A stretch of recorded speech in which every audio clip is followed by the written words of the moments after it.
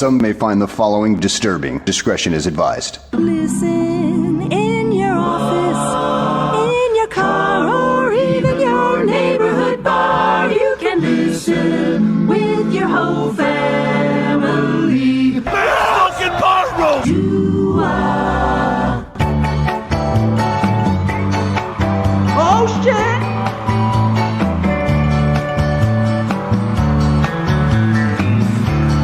Living on hot takes, no sense to mocks me. All of the haters are coming around. What does a cat bring? I'm on barroom laughing, Fucking bar waiting for pace to figure it out. I kind of know what the narrative is out there. Oh, oh. Wasting away again in free agency. Yeah, there's a lot of that shit going on. Searching for that player to help us out. That's another huge part of it. Some people claim that the McCaskey's to blame, but I know it's goddamn Pace's fault. It's not all on Mitch! Don't have a reason. Why? What a horrible season. Oh my god. Nothing to show but love in barroom. Hey, can I get Amanda a hug and kiss her? A left tackle beauty, That's right. Yeah, exactly. a tight end cutie. I feel like we say this every year. Nagy and Pace have gotten a clue. Oh shit! Hey, hey. Wasting away again in free agency. Yeah, there's a lot of that shit going on. Searching for that player to help us out. That's another huge part of it. Some blogs claim that the McCaskey's to blame, but I know it's goddamn Pace's fault. It's not all on Mitch! Some blogs flip-flop, flip-flop. A Trubisky pop shot. Obviously, that's a major issue. They wanna move on, and that's their answer alone. Oh, you want me to come over and put a bullet in his head? Don't account for the Santa. That's an issue. Steve and Charlie ain't better. Oh shit! If Maggie and Pace miss again, they're both gone.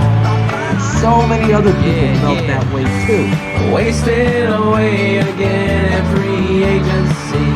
Yeah, there's a lot of that shit going on. Searching for that player to help us out. That's another huge part of it. Hey, some blogs claim that the McCaskey's to blame, but I know, come on, it's goddamn Pace's fault. Oh yeah, I know, Bears 100, it's goddamn Pace's fault.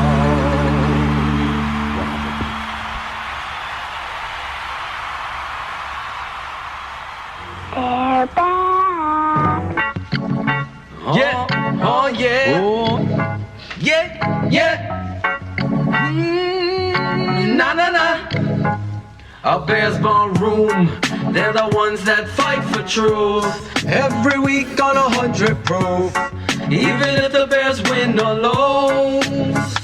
A Bears barroom, they're the ones that fight for truth. Every week on 100 proof, no matter if the Bears win or lose. Yo, first, the smartest man, no tweets he's ever missing. Impossible, the mission, call out frauds with precision. A Bears 100 proof, these faces number one Adora. Slaying dumb tweets, cross-eyed like Confora. Never one to back down, shouldn't be calling a fraud. Our dumbest tweets of the week, the mailman goes all out. Cheers, Bears fans. The fired Puerto Rican barkeeper for Chicagoland. He's the godfather, the one, the real producer. Always keeping the show together with the voice that will seduce us. Get out of Firefox, the old timer never stops. stops. IPA, drafts, malts, craft spark, keep takes the shots. No deny. Barflies appreciated worldwide. Canada, Scotland, England, Brazil, Mexico, and Dubai. Dr. Phil is the guy, the one to realize that the barroom needed a show with an endless suit supply. Gone big coat, fought the narrative on color, brought the Jasons, get paid for Mitchell, now I'm the usher. Standing up for the truth, 100 proof with the guys. Almost burned off the show, but I came back for the barflies. Flies. Fuck a fraud in his keyboard, Twitter, tough guys surround us. Raining truth on the Bears worldwide. Barflies astound us. This is the #1 pod, that's the reality of the truth. And if you don't know us by now, Bears 100 proof. A Bears Ballroom, they're the ones that fight for truth. Every week on 100 proof, even if the Bears win or lose. A Bears Ballroom, they're the ones that fight for truth. Every week on 100 proof, 100 no matter if the Bears win or lose. The NFC North 2018 Division Champions. They're the ones that fight for truth. Every week on 100 proof, even if the Bears win or lose. You know MC A Bears Ballroom, they're the ones that fight for truth. Every week on 100 proof, no matter if the Bears win or lose. And they win the NFC North. Ballroom, you know you got to feel it. You got to feel it.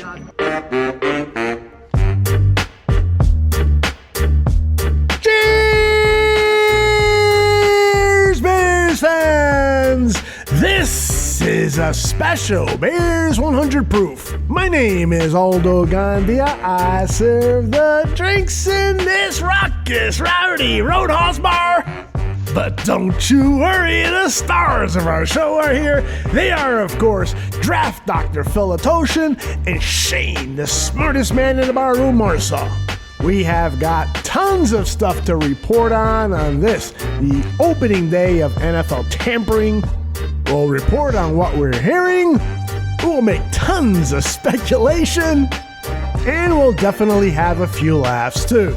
First and foremost, I want to check in on my friends, Draft Dr. Phil and Shane Marsaw, and find out how they are doing during this really scary time that we're all experiencing around the world. Draft Dr. Phil, how are you and your family doing?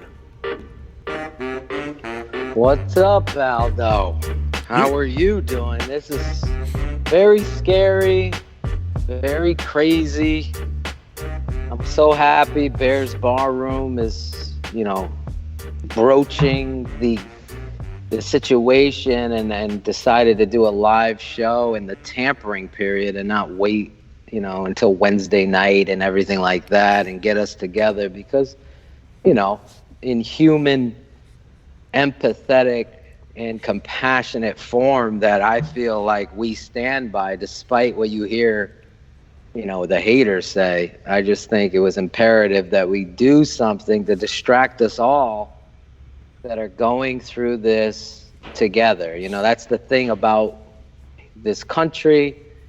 We can question a lot of things, but at the end of the day, the little acts of kindness that I'm seeing surrounding my everyday life is really what I'm trying to digest and embrace. And seeing schools close, and I said it to everybody at my job where I work. I'm like, when the NFL closes down and Disney World closes down, we got serious issues going. It ain't a game. It ain't a joke that John or Paulie Two Balls is joking about at the freaking local billiard hall. This is serious shit, and people really got to take heed to the warnings and do your best to adhere by what's going on, and we're going to do it here. And that's what I think this is a little nugget of our compassion, to talk some Bears football and NFL free agency frenzy. I know I said a lot. Yeah, how are you? 20 minutes later. No, brother. The stage is always yours, and it also belongs to Shane Marsaw. I'm taking a look at Shane's picture via our Skype machine, and behind him are about 80 dozen packages of bathroom tissue, toilet paper, stuff. Been hoarding up, huh, brother? And it's crazy. You can't. I wish I had that much. You can't buy it anywhere. I know, it's crazy. It's crazy. But I was lucky. I was lucky this morning, Shane. I went to get a coffee, and I hear over the loudspeaker at Stop and Shop, we have toilet paper 2 per. I went right down there, just grabbed 2 packets to just get 2 packets, and now we were down to 8 rolls, and I'm like, Jesus, with 4 kids. Yep. I need to protect. I got tissues. I got, baby wipes ready, because you just don't know, and that's the scary thing. Sorry, Shane, cutting you off, but.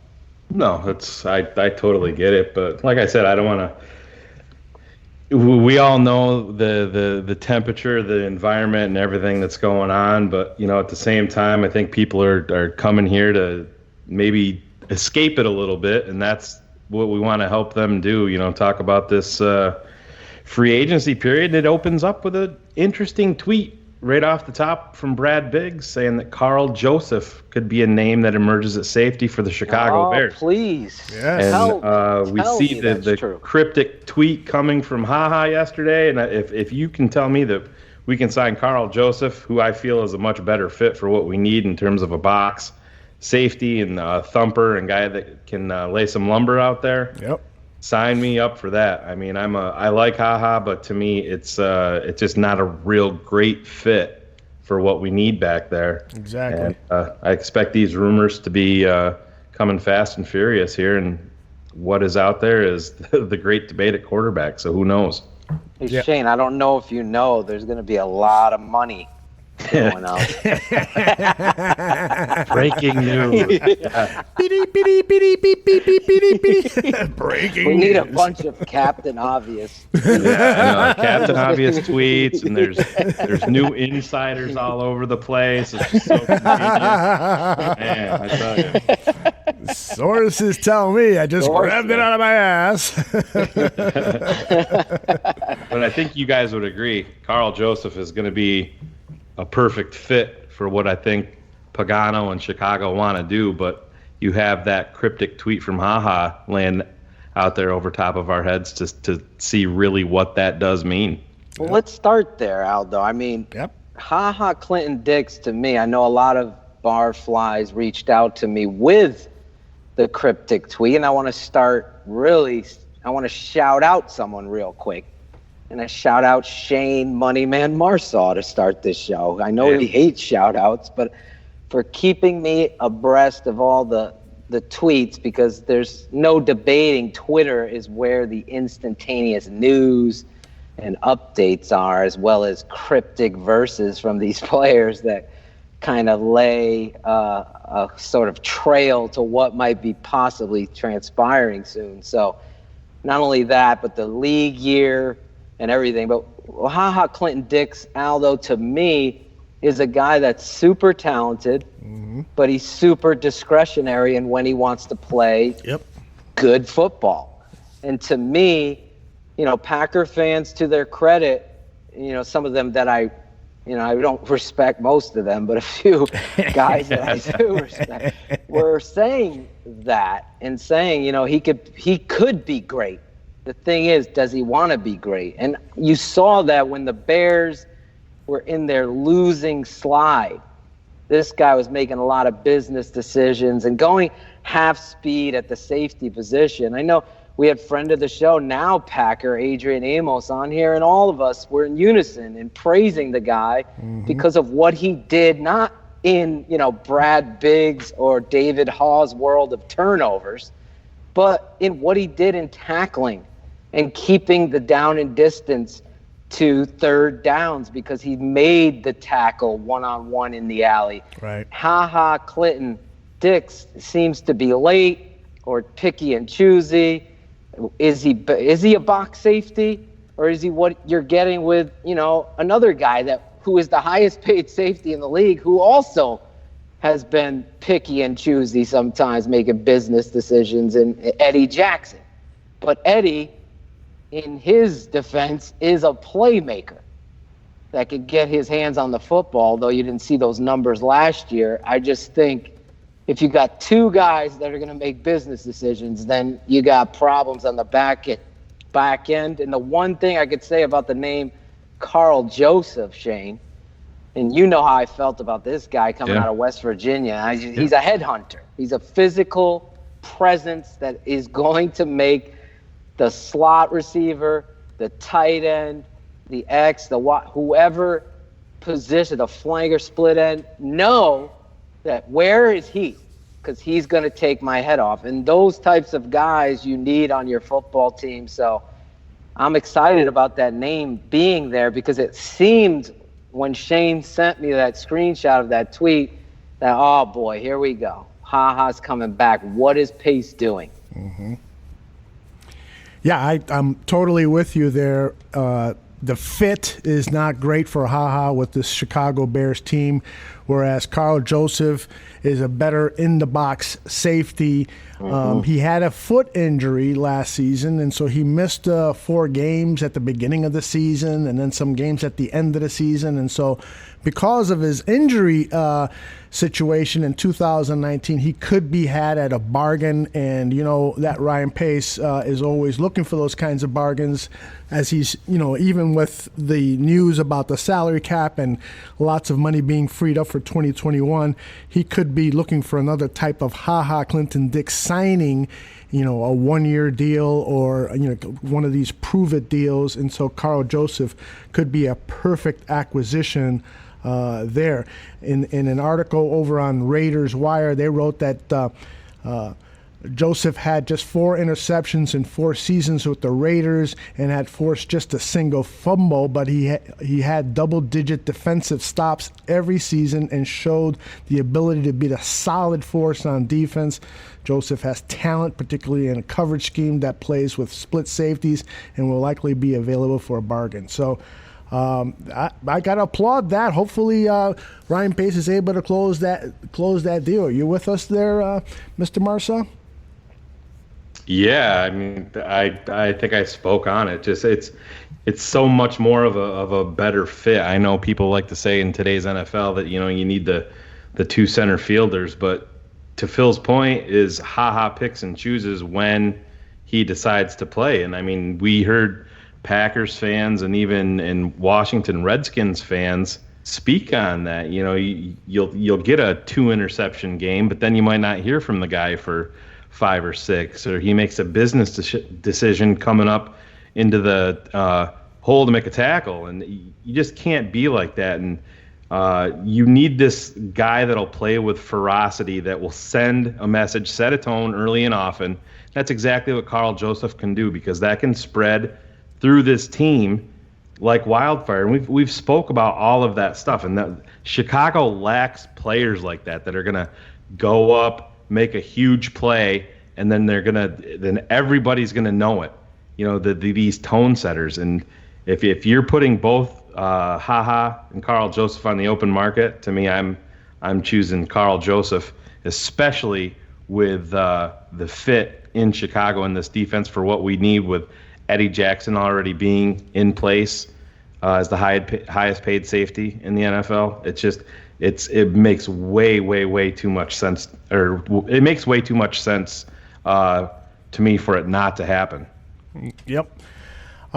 Phil, any thoughts on whether the Bears should spend big money on a tight end, Austin Hooper? That's the best tight end available, and we've seen the franchise tag being applied to Hunter Henry, so he's off the books. And so what are your thoughts on pursuing Hooper? Well, I've been on the record here. I'm a big fan of what everybody else, you two, don't like, in Ebron. Mm-hmm. But Hooper is right there in the race. You know, for me, money is not an issue. It never has been, never will be. It's just something that everyone wants to talk about. And yes, it's important, to Shane's point, because you can't just overpay everybody in a market, but you can manipulate cap space all the time. You see it Minnesota today doing it, with their $100 million quarterback now. $45 million they're on the hook for in 2022. Exactly. $45 million. And at the end of the day, you know, Sundays when the game is being played, you know, how he plays is important. You don't like the guy. I don't like the guy. Would I do it? But I'm just saying, as far as the cap monster is concerned, I know in Barrelissimo episode 1, he probably said the same thing. I don't know. But I do know this. The cap is not going to be a hindrance to what it is you do in regards to what Aldo said. The CBA is now... Get it out of the way. Say your phrase. Fuck a what? That? Fuck a cap. It really is. Like, if he's your guy, Aldo, you're Ryan Pace, and he's your guy, and you're in a bidding war, where's the line? Because you don't get a proper assessment of Mitch Trubisky without the tight end. You said it 3 weeks ago on the show. Everybody's pointing the finger at Mitch. And granted, there might be a trade tonight with Derek Carr and the whole Mitch saga is over. We don't know anything. None of these insiders that are popping up and surfacing or brawling, they don't know. All we know is that the cap is clear for the next 20 years or 10 years, Shane. What is it? Till 2030? What is it? Well, yeah, you have 1 year left of the CBA, the current CBA, and then an additional 10. So Right. Yeah. So you got 11 years. So it's went up 9.8 million. Right? It's going to go up again about 8 million right before the draft. Put it in your freaking memory book. And then next year it's going to go up 30 plus million. And then there's going to be streaming, and DirecTV is going to die. Networks are going to freaking start fighting for pay-per-view, buy your whatever's going to happen. We also are dealing with a pandemic. So all of these things are condensing. You know, it sucks that people are talking about millions of dollars and we have this situation going on. But at the end of the day, you have to assess your offense to what it is your talent has. Yes, there's high hopes for a young tight end on this roster from Princeton to step up. But a known commodity in Hooper, if that's your assessment, then you pay for it. Right. But you can fit it here. I could give him a $2 million this year. And what people always forget, even these cap experts, is this cap has gone up since its inception. It's never gone down. It's the most powerful sport in the world, professionally wise, when it comes to entertainment. So when you have a cap and you have the ability to manipulate it and push a bonus into the deal that is extended over the course of the deal, then his number for what it is hit is not, you know, hurting you from making other moves. Because that's what, we're getting a deal here. Everybody wants a deal. I want talent. I don't want to bank everything on finding the gem in the 5th round of the draft. I want to know, who is your assessment, Ryan Pace, at this tight end position to help your offense? Is it Hooper? Is it Ebron? Is it a trade to Tampa Bay for the O.J. Howard? Is it, how do you assess this position, as you said? Because it's so important that you talked about it with the guy when he's first hired in Matt Nagy on the plane. And you signed, you know, this kid who's been hurt and now is coming back after surgery and what his timetable is going to be. But he ain't going anywhere. So this is going to be a very telling point. Cooper, to me, is 1A on my list. I am a big fan of Ebron. I know you guys aren't, but I really think he fits what it is they want to do. Obviously, that's a major issue. What do you think? What do you think, Shane, about Ebron if he were to ink a deal with the Bears? Could you forgive the fact that he seems to be a head case in my mind? Well, yeah, that's always going to be in the back of my mind because I don't think these teams, especially the guy in Indy, is in the business of letting good talent just walk after they brought him in there, and he did produce. But what it comes down to, and I know Phil doesn't want to hear this, but if you're talking Hooper at 10 or 11 and 10 to 11.5 million per season, and you can get me Ebron for $7, well, then I start to smile a little bit more at those thoughts. You know what I mean? Right. Add I that talent agree. there. No, I agree there. And because you want to get a deal. Sure. But it's not the end all be all. It's And- like Green Bay is going to push his price up, right? Hooper. Well, Who's in on Hooper right now? I'll hop in on this right now. Aldo, like, as I get stuff in, do you want me to just hop in and Yes, please. read it off? And Yes. it's not just Bears related, but Sure. Packers, Redskins, Browns interested in Hooper. Packers are believed and considered to be the front runner. Broncos are all in on DJ Reader, and the Philadelphia Eagles are considered the front runner for Byron Jones, which Phil, you and I talked about a couple of Shane had talked to me about this 2 weeks ago, about Byron Jones going to the Eagles. Look at that, Shane. You have a source that's correct so far. So far, right? Yeah. Anything can happen. But Aldo, wouldn't you agree in terms of the tight end? I mean, if you're choosing between Hooper at maybe 10 or 11 million or Ebron at 7, does that open up the door a little bit more for you, or not really? Oh yeah, absolutely. If that $3 million difference can easily be manipulated with the cap and some money deferred and contracts reworked and so forth, there is the new CBA allows for a lot of flexibility for Ryan Pace and his chief accountant to make that work, and that is a money well spent if you bring in a talented guy like Austin Hooper. Now, when you said that the Packers might be the front runners for Hooper, that makes me upset because we know what's going on right now with free agency. We've got agents planting stories, Right. trying to drive up the price on stuff, and so hopefully that's not true. I would hate to see that guy, 2 times a year against the Chicago Bears.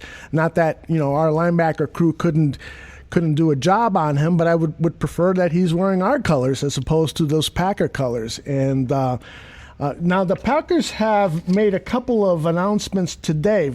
Shane, Go ahead. What do you? Yeah, they signed Ricky Wagner from Detroit, who was released. Right tackle. And they brought in a guy that I was always a fan of, Christian Kirksey, to play inside for them. So I'm a big fan of him too. Yeah, that may out of make Iowa, right? that probably exactly probably takes them out of the Kwiatkowski bidding. They're saying that Cleveland could be the front runner for Nick Kwiatkowski, and obviously I don't, with all these rumors running around, I'm not counting out Denver.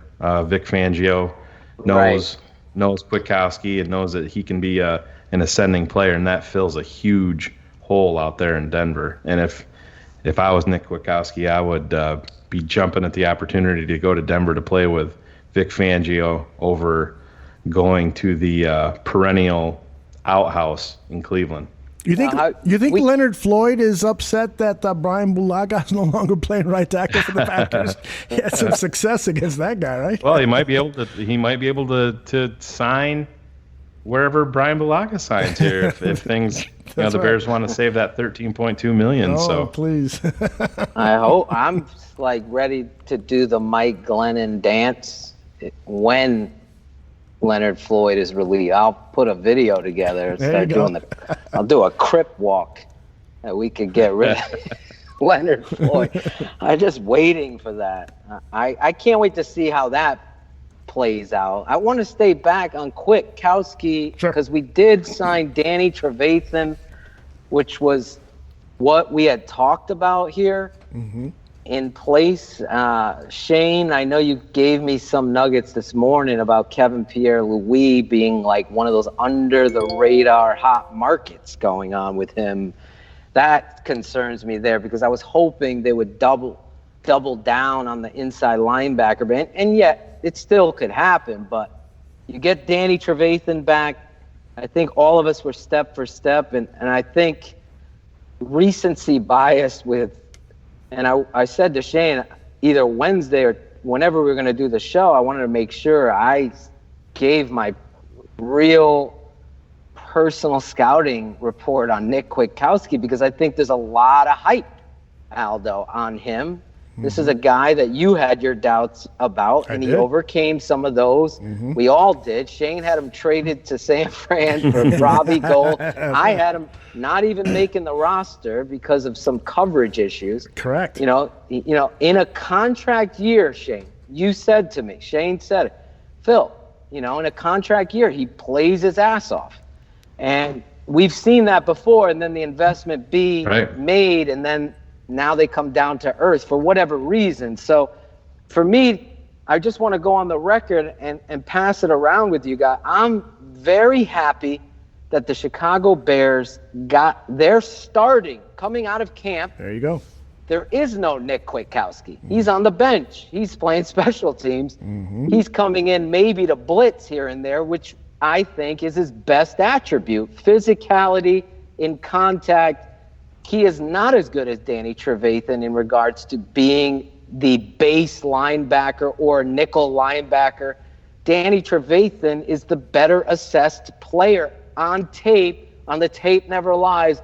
Watching him, Aldo, the grades to me, if you were going to number grade them 1 to 10, 10 being the best, Danny is an 8.5. Kwiatkowski overall in regards to what he does is a 6.5. It's that big of a difference where his success is splash plays, blitzes, and what have you. And granted, he has improved. So you're banking and rolling the dice on this football player that he's an ascending talent, but I think that he is a system fit linebacker that really needs to be in the right system. And I think Shane hit it out of the park here. Someone like Vic Fangio, who plays a similar style defense, is going to be able to fit him in there. Now, is that worth the money versus what you paid Danny Trevathan? I know you have the numbers, Shane, in regards to Trevathan's contract, but are we all step for step here? Because I thought it was a good signing for Trevathan. Those are game dictators. They're game changers. That's right. Thanks. Like you said, Phil, we talked about it, and it's this market for Kwiatkowski is you don't know. I mean, Green Bay could have been in on Kwiatkowski and saw where the number was going and tapped out. That's why they came back to Kirksey. I mean, you have the compensatory pick formula coming into play and all that because these are guys that are released. But we talked about it. You bring in Danny on his deal. There's risk involved in there because he's a player that has not stayed healthy every single year. But all things considered, all things equal, you put both players out there that are healthy, and it's not close. It's not close in terms of production on the field. And more importantly, what is every article you read on Danny Trevathan, what does it say? It says Danny Trevathan, team leader. Right. That's something that cannot be undersold. You can't turn over the green dot to a guy that you just don't know. They said that Nick Kwiatkowski is very quiet and he kind of leads by example. But you also have another kid, number 58, that's kind of like that. So you need a guy that's on the opposite end of the spectrum of that. That's gonna stand up and speak up, and then has been to the mountaintop, has made his money.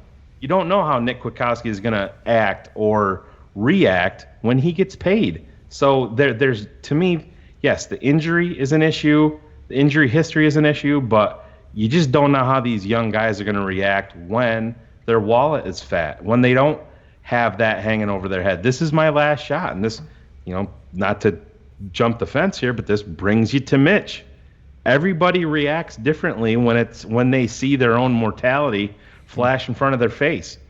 Is Mitch gonna step up, or is he gonna crawl back under a hole? And that goes to every single position. And if I'm gambling, I'm putting my money on Danny Trevathan over Nick Kwiatkowski. I'm not. This isn't sour grapes because Nick isn't a Bear, but just in terms of overall talent evaluation, it's not particularly close. The other thing, Aldo, on Danny, in my history of watching the Bears, I've never seen a guy heal and play physical after an injury and this is very truthful. Shane, remember when he had the knee injury, and we're sitting there, they're going to put him on PUP. No, they didn't put him on PUP. He's out there playing. And I remember Shane and I were like, wow, this guy's already back. Can you believe it? And I remember it was like just a little nugget story. It wasn't a big story, but that goes in line with leader, like you said. And when you got a guy that's willing to play hurt or do everything in their power to get back onto the football field, what do we talk about it? Guys that love this game, that want this game, that want to change the city and the dynamic of this team. And I think they knew, and sometimes money is secondary to getting those types of football players to be on your roster, because you hit it out of the park again, Shane, and they'll be writing stories about it later, and someone will have it before you, but you have it. And Roquan Smith's demeanor, his football acumen is out of this world. His energy and effort when he's on, I'm talking Roquan, is outstanding. But he had personal issues, right? And people were guessing whether it could be something about his manlyhood or his family or how he was feeling, his mental health. Everybody speculated. But the reality is he came back and started to show who Roquan was. You alleviate the locker room leader, the guy that can go to the coach, that can go to Roquan and break through those clouds or those concerns, if you will. And that's Danny Trevathan right there. That's in your room, the leader, the blue dot or the green dot, whatever dot they got to wear for that helmet. He's the guy that's there. And I think it's an outstanding signing. It's not going to be PFF and Blog Boys, parade today. But for me, in watching the tape, it is a freaking outstanding day for the defense, because behind, the signing, you got Akeem Hicks coming back healthy. You got Khalil Mack. And now you get your inside linebacker, who Shane and I are step for step is a better football player than Nick Kwiatkowski. And it's unfortunate because you want to keep guys that you have raised in your system and your philosophy, groom them. But when it comes down to what makes sense most for the Bears, I think Ryan Pace did the right thing here. You know how much I love my offensive guards, and unfortunately there's a good one off the board. The Bills have re-signed guard Quinton Spain to a 3-year, $15 million contract. He had played under a 1-year prove-it deal in 2019 and had an excellent season for the Bills. I was kind of hoping in the back of my mind that maybe Pace would target this guy, but apparently he is going to stay with the Bills. What do you guys think about that right guard position and what Pace could potentially do in free agency? Shane, what are your thoughts? Real quick, Aldo, if you want a little update from the free agency world. Absolutely. Jeremy Fowler of ESPN is reporting the Cleveland Browns are close to a deal with tight end Austin Hooper, making him the game's highest paid tight end per a source. Other teams can still swoop in late, but the Browns are the clear leader in the clubhouse. That's why we do this thing. That's right. Highest paid, and so that means that the market price for Eric Ebron has probably jumped up a couple of $1 million. But we'll big nuggets. Yeah, exactly. But we'll see. I mean, let's talk about that. Right. Well, let's stay on the topic of the tight end. After Ebron, who else is out there that you guys might want to target? Well, that's a good question. Interesting. Here. Adam Johns is, you can like him, dislike him, or whatever, has repeatedly said that he thinks that the Bears are going to be in the trade market. It's just rubbish. I don't agree with that. So he was looking towards Baltimore. Howard. Yeah. Oh, Baltimore. Who do you got over there? They drafted. No. He plays in Philly. Sorry, what's his name? The other tight end. Yeah. They remind me of each other. They drafted him a few years ago in the first round, and he's coming in. Somebody in the chat will probably have it. Help us out here, chat. Chat to the rescue. Well, what about a guy like Jimmy Graham going off of the Green Bay Packers? What is your feeling in regards to him? The deal is now done. Austin Hooper is a Cleveland Brown. Wow. In Rappaport, the top player at his position, is headed to Cleveland. Wow. They've agreed to terms. He is the NFL's highest paid tight end. Highest paid tight end. Shit. This is going to be a huge boost to Baker Mayfield's career. He might be able to save his career as an NFL quarterback. I never had much high hopes for him, but with a tight end like that is a huge Rel Rainey signing. It's Hayden Hurst. Hayden Hurst. Yeah, is a guy, that Baltimore is. They know the value of a tight end, but he's technically their number 3 tight end in Baltimore, so it's somebody that could be available, but.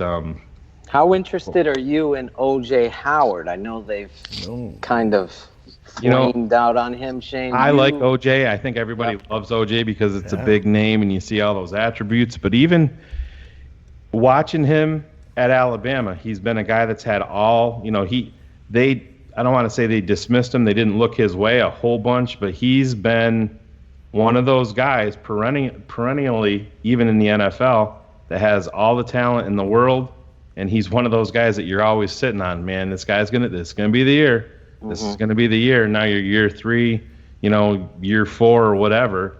I would roll the dice on him, but I'm not giving up a second rounder. I'm not giving up 43 or 50 for the guy in trade. Yeah, 34 catches last year for 459 yards and just 1 touchdown. And he's had those numbers kind of consistently throughout his pro career. But I'm with Shane there. I wouldn't mind rolling the dice on an O.J. Howard. Well, you look at this. You signed Demetrius Harris. This is a talented football. We talked about a lot of. Real quick, Phil, if I can butt in here, because this is important.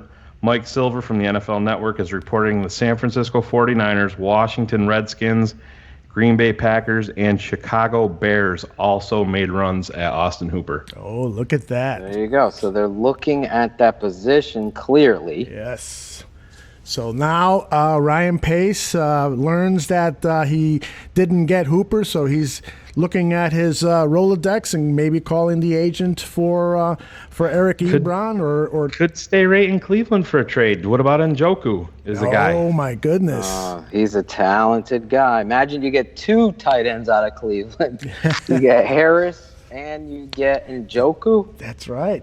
That would be pretty effing nice. But well, you also got. What are your thoughts? Again, back. Jimmy Graham, Tyler Eifert is out there who's been injured but has, always had immense talent. Mm-hmm. You look at that position. Blake Bell, the Belldozer, who is, a former quarterback, plays in Kansas City as that second or third tight end. You guys want some more news? Kendrick. I'm sorry. Yeah, Go ahead. Keep it coming. Clive Warford.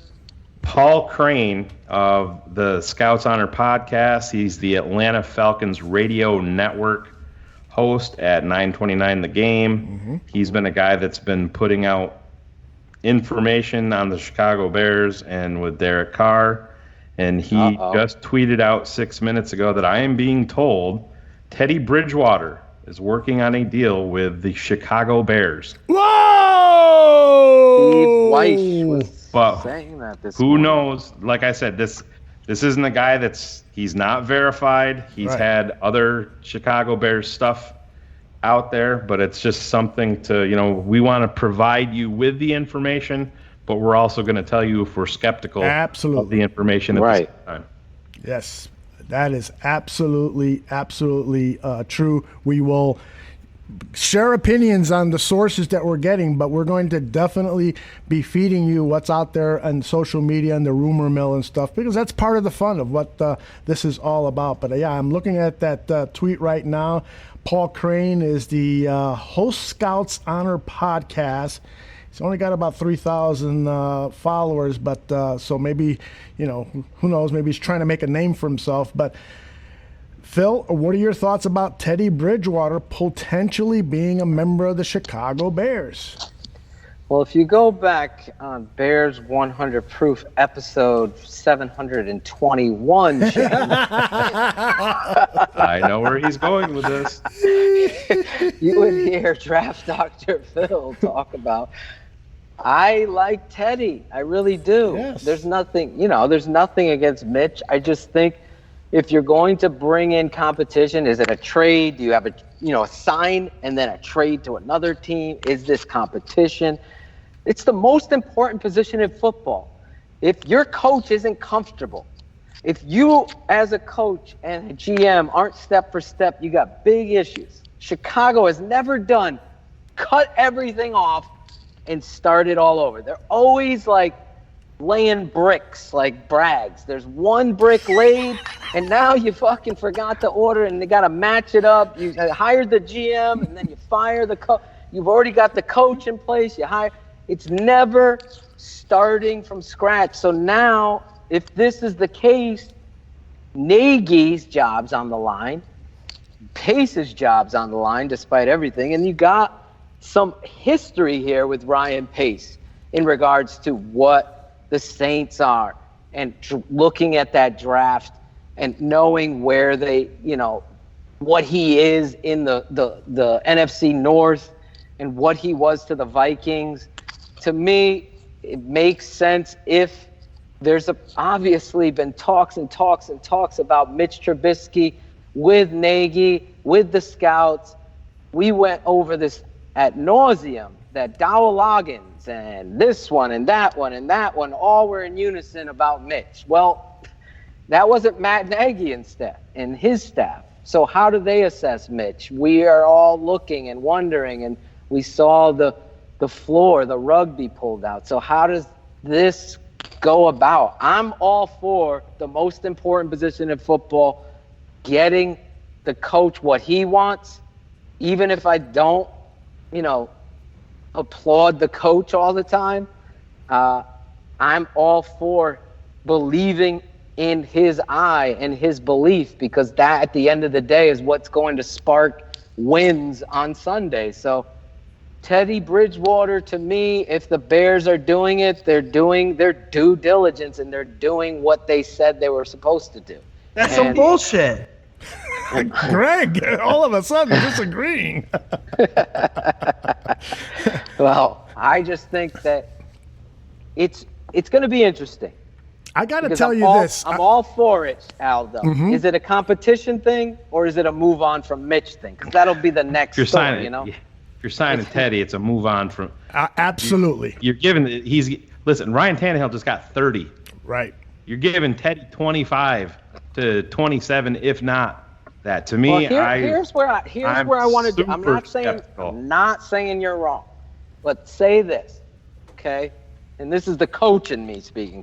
Shane and Aldo will play business and GM and what have you. Aldo could be Teddy Phillips. Shane could be Ryan Pace. I'm the coach. So I could say, can we say, Teddy, we want you here. We believe in you.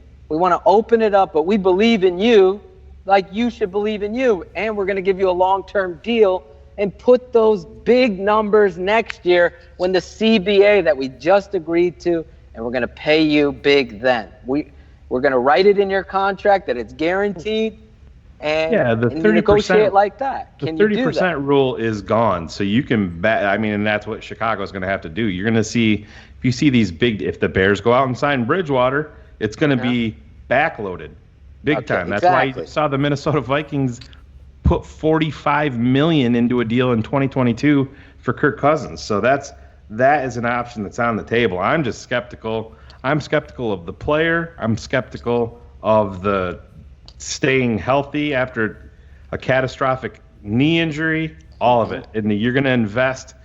To me, it's just as much of a gamble as if you're going to roll the dice and extend Mitchell Trubisky. He's a better quarterback than Mitch right now, but to me, you blow that, everybody's gone. Everybody. Well, that's the thing. This is where the coach's eye has to be the one that's believed, step for step with your GM. Listen, if I'm the coach and behind the scenes, as we talked about, Aldo speculated that there's word inside Hallisall that this guy, Mitch Trubisky, isn't the smartest at the chalkboard. We joked about the hard count and all of that. But the reality is, my job's on the fucking line. I'm telling you, I want this fucking guy in a Bears uniform. Get it done. And that'll be that. You can't just hide behind your number one draft pick if you don't believe in him inside. You could say whatever it is, like you said, Shane, at the presser. Mitch is our guy. They said Glennon's their guy. And it's like, we all knew that was a crock of shit. You know, some people believed in milliseconds. We believe in reality. So Glennon wasn't the answer. Teddy Bridgewater, to me, on tape, is a good quarterback. I totally get. But where there's smoke, there's fire, as well as where there's injury, there's always going to be risk with anybody in the NFL to play that position. And I just think the talent there, as well as the mental makeup, it's something that Aldo touched upon on last call after the Saints game. Aldo was in love with Teddy Bridgewater's just calmness in the pocket and his ability. I went back and listened to it, and his ability to be comfortable in what he's doing and how he sees it. So if that's the case and the Bears are doing that, then isn't that what we want them to do? I mean, again, fuck the cap, pay later, and get the best quarterback in here. If it's a trade and a sign or whatever it is, I like Teddy Bridgewater. I also like Trubisky. Couple things. Former Bears beat guy Vaughn McClure is reporting the early numbers that he's hearing on Hooper are 4 years, $44 million. So that'd come in around 11 million years. One other thing to keep in mind with the quarterback thing is we talked earlier about how this is a poker game. You know, if they are interested in Carr, you float something out there that you're in negotiations with Teddy Bridgewater's representation. And then Oakland may be like, you know, hey, we have to maybe accept what Chicago was offering, or we're going to have this guy, because the quarterback market can fill up kind of quick. One other thing is if there is truth to this rumor of Teddy Bridgewater, it's Matt Nagy. It's not Ryan Pace. I totally agree. Right. It's Matt Nagy saying this is the guy. And so this is Matt Nagy taking his nuts and setting them right out on the table here. Because, I mean, you're taking money off of the table to improve the team, to take a gamble on a quarterback. And like I said, it's not one that I would be willing to make. I hope I'm wrong. We'll see where this rumor goes. If Paul Crane is, I just find it hard. You also had what's his name? Chris Sims was predicting that was gonna. Right. Phil Sims' son was predicting Teddy Bridgewater. I heard earlier this morning Steve Weiss from the NFL Network was speculating it was Bridgewater, just to give you perspective that there's more than just Paul Crane, or he could be doing the blog style and just attaching the temperature. That's right. You know what I'm saying? It's like these guys, I mean, this is 100 proof. Let's just keep it 100. You're not don't get your being panties transparent in what transpired. I love it. Is that an Insta drop? No, that was from I think 2 shows ago, which is one of my favorites. You're not being transparent in what transpired. That's poetry. Those 2 words together is like it's free agency in a nutshell. That's exactly.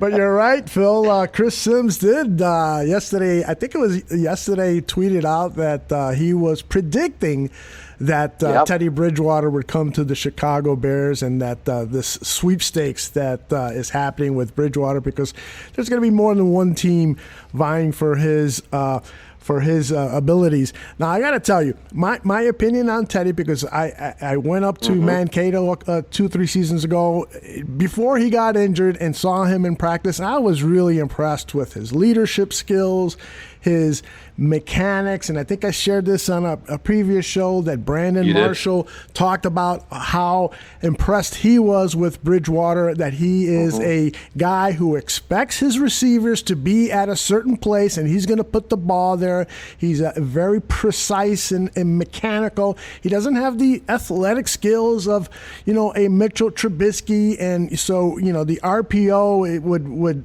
probably, Matt Nagy would really need to tailor the offense, right? Yeah, he ain't running a read option, load option, like you saw a few times. That's right. With Trubisky. We ain't doing that with Teddy. Exactly, but it would be an interesting. I'm higher on Bridgewater than some of the guys in the chat room. We've got a lot of anti-Bridgewater sentiment in the chat room, but I'm with Phil on here that I wouldn't mind seeing that transpire for the Chicago Bears, and it would, in my opinion, mean the end of Mitchell Trubisky here in Chicago, because he definitely would be signing as the number one quarterback, and the signal to Mitch is you're gone. And so maybe there's a trade in place.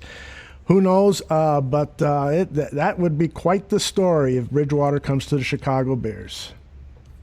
Huge. And you also are like in a situation where, I said I'm the coach. If that's my guy, like Shane is saying, this is all Matt Nagy now. His reputation, his livelihood, his team, he's got to be you. He's got to capture his own words here and assess the quarterback market, because right now on Sundays with this championship quality defense, you have to get that position right. If you have no first round pick, no ability to, double down on a quarterback in the draft until the second round. And that's when, it's leftovers. And not say that you can't find somebody, but it's not your choice. Like you got that swing with Trubisky that's been so analyzed. Now you got to do it here. I'm not saying that Teddy Bridgewater is an upgrade in terms of quarterback for Mitch. I mean, that is clear, and I understand that would be an upgrade for the Bears. Right. But the investment, that's where it gives me pause. And I know the fuck a cap philosophy. Shane. Right. I totally understand that. But we might not have football in 2 years. When you're seeing, exactly. mediocre to average quarterbacks cash in at 30 mil a year, and I have to pump the brakes a little bit on that. I mean, if you can listen, let me ask you guys this, and you can ask the chat room, if you can give up pick 43 to the Raiders for Derek Carr and his contract where he's I think what is he signed through 2022? Correct. At an average of about $19 million a year, so it's a sweet deal. So do you feel pick one? You want Teddy anywhere? I mean, if Tannehill's signing for 30, are you expecting Teddy to come in at 25? That's a good question. Do we have to give the 43rd pick? That's my fault. But I'm just saying it's going to put pressure on you to who do you like better as a quarterback, Shane? I'm taking Derek Carr. Tannehill or Bridgewater, I'm saying. I'm not a believer in Tannehill. I would rather, if I'm rolling, I think the Tennessee's going to regret that. I mean, if I have to gamble, I'm going to go, I would rather roll the dice with Teddy, just because I think that there's going to be a financial savings there. I am not a fan of Tannehill. He's going to be 32 before the season starts. And I mean, let's be honest. You're Derrick Henry, fantastic year. You just don't know. Exactly. You don't know when those clips are going to come for these running backs. And I mean, he had a lot of tread taken off that tire. But just pick one, and I mean, maybe turn that over to the chat room. I'm not. I want to keep my picks. And I know the cap is going up 30+ million next year. It's the most important position in football. It's the guy that I assess that's going to give us an opportunity to turn my offense on the football field based on the football acumen, the work ethic, the ability to come back from injury, Shane. We can't just say he's going to get injured. He was catastrophic injury, freak injury. But, let's just be honest. That's happened before with players that have returned. He clearly returned. He wasn't afraid out there. He didn't play scared. So then you're saying that he's also wasn't in Tannehill's situation. He was a backup quarterback that lends itself to a discussion and negotiation where Tannehill was given and surpassed Mariota, was given the job, and then they turned their season and their franchise and the way they perceived league-wide around. So his agent could go like that too and hold that franchise captive. Like, you're not in the playoffs without my guy. I know Derrick Henry ran wild, and that's what they're going to do in negotiation. So with Teddy, I think Chicago has a little room to negotiate that deal with the understanding that the CBA that they have agreed to is going to make Tannehill's quarterback deal next year is going to look minuscule. That's how this is going to play itself out. That's why I'm like, if that's your guy, pay him, get him in here, trade Mitch, keep Mitch. You only have Mitch on a 1-year deal. Best man wins. You could play it out like that, even though, like I said, I would tell the guy, you're our guy. It's your job to lose. Go out there and compete. Lots and lots of speculation on Twitter regarding Teddy Bridgewater. And boy, Bears. You talk about a heated topic. A lot of people quarterback. That's what it is. I mean, we got assholes out there that want to sign Jay Cutler. Let's be honest. You want me to come over and put a bullet in his head? we got some free agent news. Miami Dolphins have agreed to terms with offensive tackle Eric Flowers. Okay. $30 million over the first 3 years with $19.95 fully guaranteed, according to his agent, Drew Rosenhaus. Former bust in New York. They wanted to get him out of there so quick. They wanted to get him out like the coronavirus. Is it too early for that? No, it's not. Okay. I just think one thing that is important here is $30 million this guy just got. In terms of this Teddy Bridgewater thing, is things don't seem to get out there, the information when it comes to the Bears. So I mean, to me, I'm skeptical with that. I'm skeptical of the guy that sent the initial. Well, what did he say? The first he had a Derek Carr. Yeah, he was saying that the Bears, but this could be part of it. They could have found out that Tom Brady is going to Tampa, and then so Oakland or Vegas is going to hold on to Carr. So then they shift their focus to Teddy Bridgewater, and that all signs point to there that you fuck a Cap, it's also fuck a Mitch, because that every one of those means that Mitch Trubisky is not in the plans here. You gotta get the quarterback, man. If that's your guy, that's your guy. I've been saying it. We've been saying it on Barroom. It's on Matt Nagy here. This is his. Exactly. Pick. Are we all in agreement here that any move at quarterback that is made right now, especially a starter, is not a Ryan Pace move? It's a Matt Nagy move. Oh, I'm totally with you. I cannot see Matt Nagy coming to Ryan Pace and saying, "Hey, listen, your ass is on the line, my ass is on the line. This is the guy that I want. This is the quarterback." Exactly. Or make me sit with Mitch another year and bring in a draft pick or an unproven like Nate Sudfeld. As much as to me, any big time move like that is Matt Nagy 100% signing off. This is the guy. Yeah, I got to agree with you there. I was going to debate you on that topic, but the way you put it, I think that is, clearly these two guys now are tied at the hip, Nagy and Pace. I don't think that we're going to see Ryan Pace stick around if Nagy is fired. I think I totally agree. So Greg Braggs in the chat room says what he doesn't like about the Bridgewater possibility is that, okay, so if Bridgewater doesn't work out and then you've got both Pace and Nagy gone, then the next administration and head coach they're stuck with Teddy Bridgewater because of the contract he'll sign. Well, how do you guys react to Greg's concern? Well, You're speculating on a contract now. Well, you don't know the outs of the contract. It's not that Ryan Pace and Matt Nagy aren't worried about setting the table for the next guy. They don't give a fuck.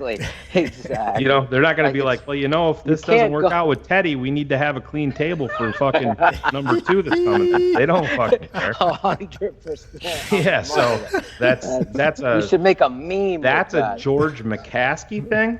If he wants to step in and be like, hey, listen, that's an owner's thing.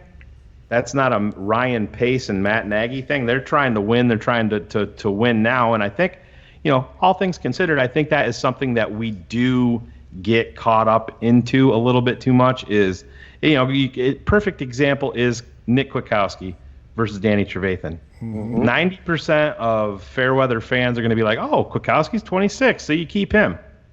That's it. Right. That's it. They're not looking at the leadership, the actual talent, stuff like that. You can't. It's not always the younger option is the better option. It matters locker room, leadership, all that. I mean, can we come here and say that Teddy Bridgewater wouldn't step in day one and own the locker room? He would. Absolutely. That's been one of his number one traits. Right. And I'm not a huge Bridgewater guy, obviously, but that would be something that you don't think that he's going to step into that locker room and command the respect after everything that he's been through from Khalil Mack, for sure, Allen Robinson.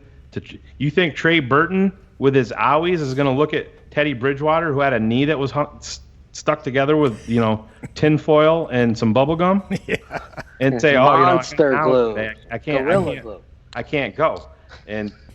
But these are all factors. But in terms of what I disagree with Greg, because that's a non-factor that they don't give a fuck. This is about next week. This is about game 1, getting ready for week 1, getting ready for camp. And it's just one of those things, man. It's fascinating to see how this is going to unfold, because leading up to this, there wasn't a hell of a lot of people that were saying that Bridgewater was going to be, and maybe he's not. Maybe this is all bullshit. But everything was Dalton a couple of weeks ago. Chubbs in the chat room is saying Teddy Bridgewater is not an assertive leader. He's a very soft-spoken guy. How is he going to win the locker room? And I got to disagree with Chubbs there, having been up close with Bridgewater. He has a commanding, quiet leadership. Yeah, he's not a rah-rah, Phillip Rivers kind of guy. But he does command a team. I saw it on the practice field, and so I don't think that really is. You don't have to be loud to be a leader, right? Especially in the locker room. You don't have to be out doing. You see an asshole eating W's on the field. Mm-hmm. Eating W's. Does that mean no? It's not what it is. You can be a leader behind the scenes, and Teddy Bridgewater, for everything that he has been through, even back in college, everybody said that number one thing is he's a leader. They said it in Minnesota. Minnesota didn't want to get rid of him, but he got hurt. Mm-hmm. But we do have some breaking news, Aldo. Yep. We have a trade in the NFL. The Arizona Cardinals have traded running back David Johnson to the Houston Texans, per a source from Adam Schefter. Wow, fantasy football people. David Johnson has just become a top 2 or 3 pick in your fantasy draft. That's a huge move for the Texans. Gotta like that. Of course, we don't know what they're getting in return, the Cardinals, but I gotta believe it's probably at most a 3rd-round draft pick, and anything or in that area would make that a really good trade, I think, for the Texans. Your thoughts, Phil, on that move, Johnson to the Texans? Oh, we lost Phil. Says he's on pause on my screen. Yeah, he's got a mute issue. But that's okay. we'll get him back when he gets back. I know we have some limited time with Draft Dr. Phil today. He is calling from his job during his lunch period. But what are your thoughts on Johnson being a Texan, Shane? Well, he brings that versatility that's going to help out a guy like, their quarterback that everybody wanted and thought maybe it was an option in Chicago. Mm-hmm. But you can have all of these weapons. I mean, there's talk out there that DeAndre Hopkins is available via trade. So no matter what, in Houston, you can have weapons all over the field. You have to be able to block. And this is something that we've seen in Chicago. And David Johnson does have that injury, but to me, it's a total win for Houston to roll the dice on a move like that, just because you're helping out your quarterback. And now hopefully maybe, they don't think they have too many picks left in this draft, but versatility plus, and that's going to help out your quarterback 100%. You just got to be able to block for him. Mm-hmm. Indeed. Well, I'm not sure if we're going to get Phil back here, but we are very fortunate to have a guest with us. His lead-in music goes something like this. Play it, buddy. Play it. Come on. Here it comes. Come on.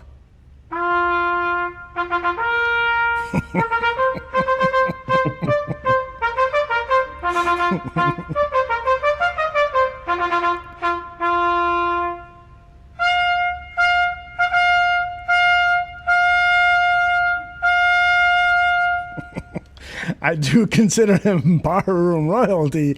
His name is Matt Carstensen. How are you, Matt? For first day of Corona quarantine, we're doing all right. How are you guys doing? Yeah, we're doing fine too. What has caught your attention with all the free agency rumors and news that's been announced?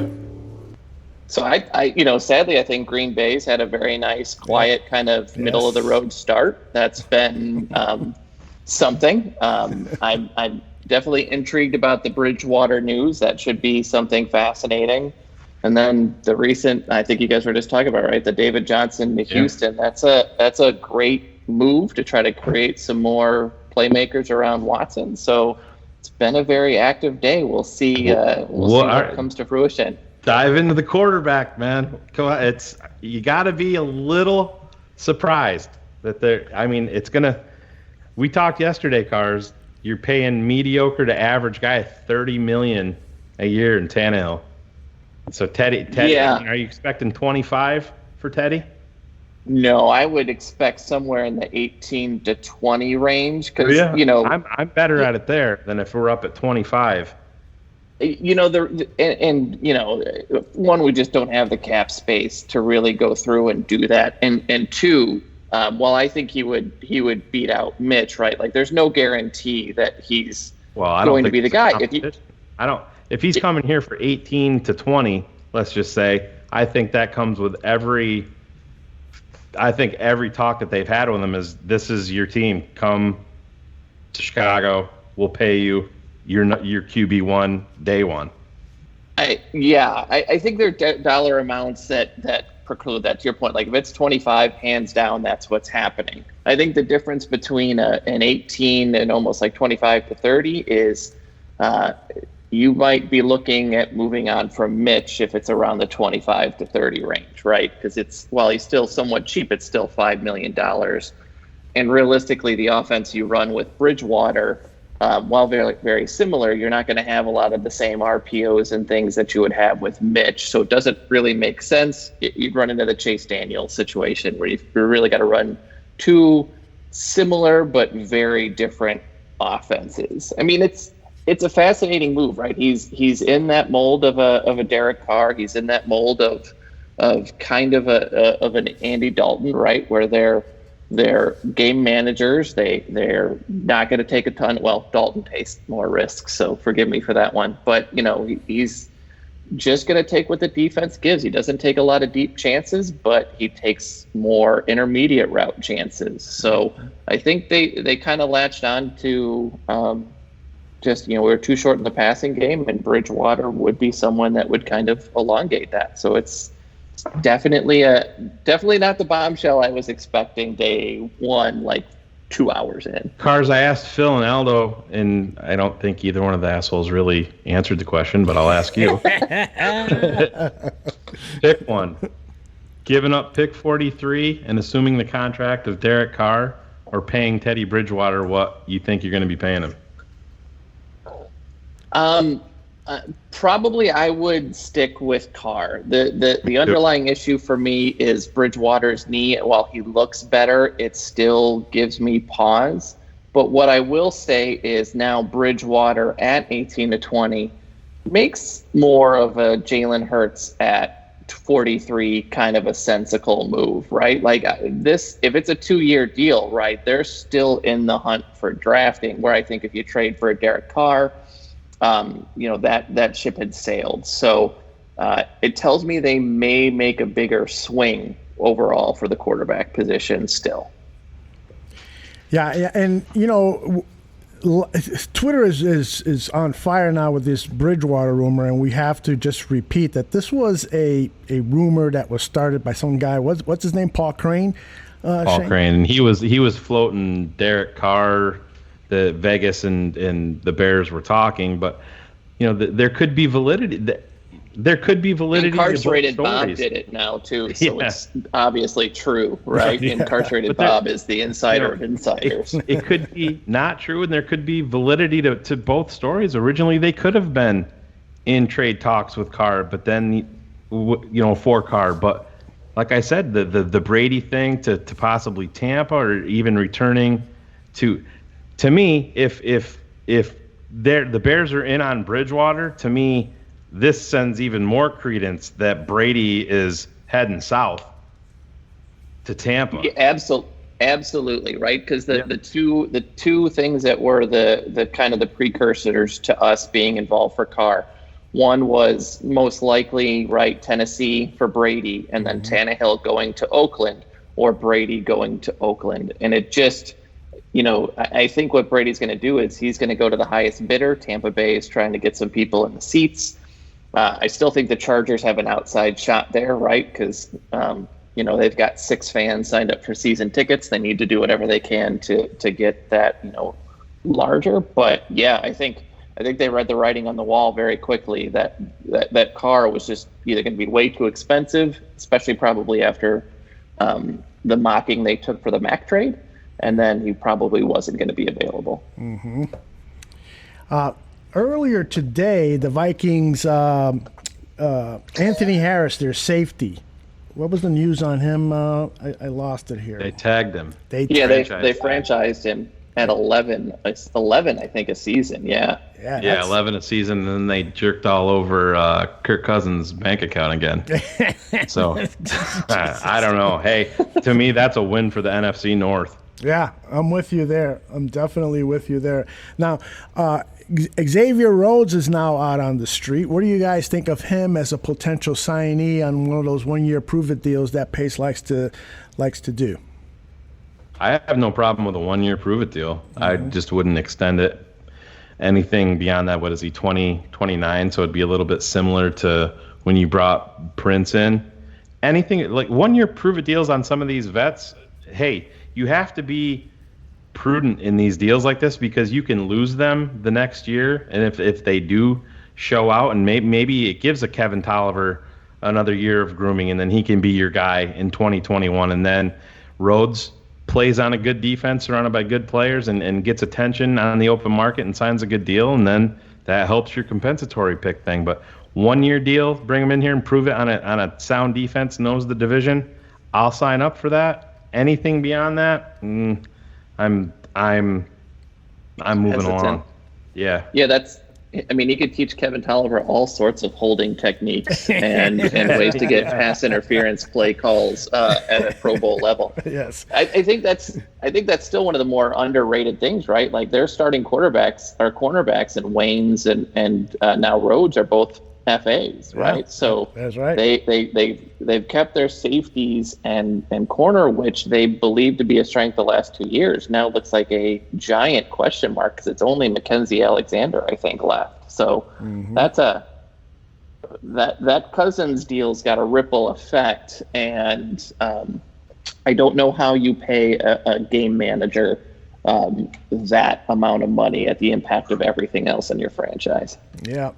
Rhodes he was the first round pick in 2013, and he had an all-pro season in 2017, and then since that season, his play has just deteriorated. And the thing that concerns me about him is that Mike Zimmer loves his defensive backs, and if you can't... Oh, Jesus. Uh-oh. Huge news. Uh-oh. The Houston Texans are trading wide receiver DeAndre Hopkins to the Arizona Cardinals. Wow. How the fuck do you go out and make a trade for a running back, and then you're going to trade your fucking quarterback's best elite level wide receiver? And I mean, I'm looking here. This isn't a bullshit. It's Schefter. Yeah, this is Adam Schefter. Wow. That is the dumbest. This is what happens when you let Bill O'Brien keep a GM title, That's right. He's the GM.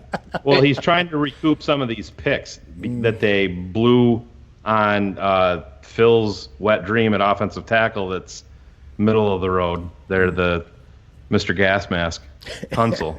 Well, but I mean, like you've got a young developing quarterback, and you literally now leave him with Will Fuller as your number one wideout. With a porous offensive line, unless Arizona's given them a top 10 pick, God, that doesn't make any sense whatsoever. Hey, shout out to Arizona for giving their young signal caller and a top talent like that. I mean, you got to love it for them, but I don't know what the hell. Why are you trading? You're going to give up a pick for David Johnson, who could be teetering on that cliff, that running back cliff that we all know and have seen here enough in Chicago. He's over that cliff. And then I just don't get it. Yeah. But again, this is how you kill a quarterback, right? Like you let him get beat up behind a bad offensive line for years, and then you're going to trade away all of his best players, like literally the best receiver in the game, and you're going to get rid of him so Deshaun Watson can throw to guys who cannot stay healthy. Brilliant planning. Hopkins has $40 million left on his contract with a cap hit of $12.5 million in 2020, $13.5 million the following year, and $14 million in 2022. So that could be part peanuts. Yeah, it really is, especially with Shout out to Peter King. He put that out there early this morning, and people were terrorizing that guy. And he was saying that Hopkins was available in trade. I went to the store few hours before we went live here, and Riley's 9 years old, so he obviously loves the Bears, but he loves all of it. You know, he loves the glitz and glamour and the big names. And I'm like, hey, you're saying DeAndre Hopkins is available, and he's like, yeah. I mean, even he said, yeah, right. Why would Houston do that? And man, that is crazy. Well, anytime you got to pay a continually injured J.J. Watt $15 million, a continually injured Will Fuller $10 million, a merciless $12 million, and a running back who can't stay healthy $11 million, it just makes sense to go ahead and move on from your all-world wide receiver. I mean, that's just logical team building right there. So here, sorry guys, I had the jump off the phone. I had a emergency call that I had to take care of. So all good. Did you hear the breaking news? About Hopkins. I'm catching it through Bears Barroom Radio Network. There you go. Glad you were listening. Catching up, man. So, Ben Albright just sent out a tweet. Somebody asked him, hey, Ben, is there any truth to the Paul Crane report about Bridgewater to the Bears? Ben Albright just sent out a tweet. It says, I have not been able to crack that one. I don't know and don't want to give you guys information I don't absolutely know to be true. So sorry, the full deal is Texans get David Johnson and a second round pick, and the Cardinals get DeAndre Hopkins and a late round pick. That is one of the worst trades in NFL history. That is just inexcusable. And again, props to Pace for getting Khalil Mack and somehow a second round pick a year like that. Holy crap. Holy cow. That is wide receiver for running back, picks involved. It's crazy what's going It's down. 1987. It's 1987, and they're gonna pick up a fullback now. And I guess the big question here is how fucking long is Phil's lunch break, Aldo? I had a little extension in it, so I'm gonna have to leave about 1:50 East. That'll be my timetable for you to give me the greatest outro ever. I think I deserve it. According to sources. Those are the worst. That is the Bob Crane of sources. Adam Rank was sent out verified. Adam Rank was sent out a tweet. The Jacksonville Jaguars, we're going to trade all of our good players. The Texans, hold my beer.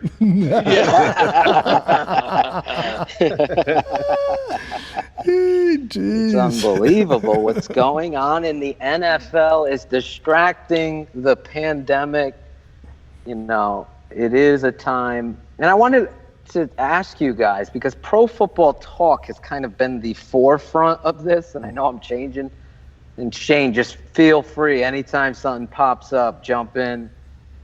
But are you guys in the camp, and is the chat room in the camp of its kind of frown putting that we're worrying about football with this going on and these big $1 million numbers, or is it more, and you'll know where I stand on it, more of a distraction that the NFL is doing the right thing because it's not a game per se, but it is a passion for the fanatic, and to continue the league year is more of a positive in this time?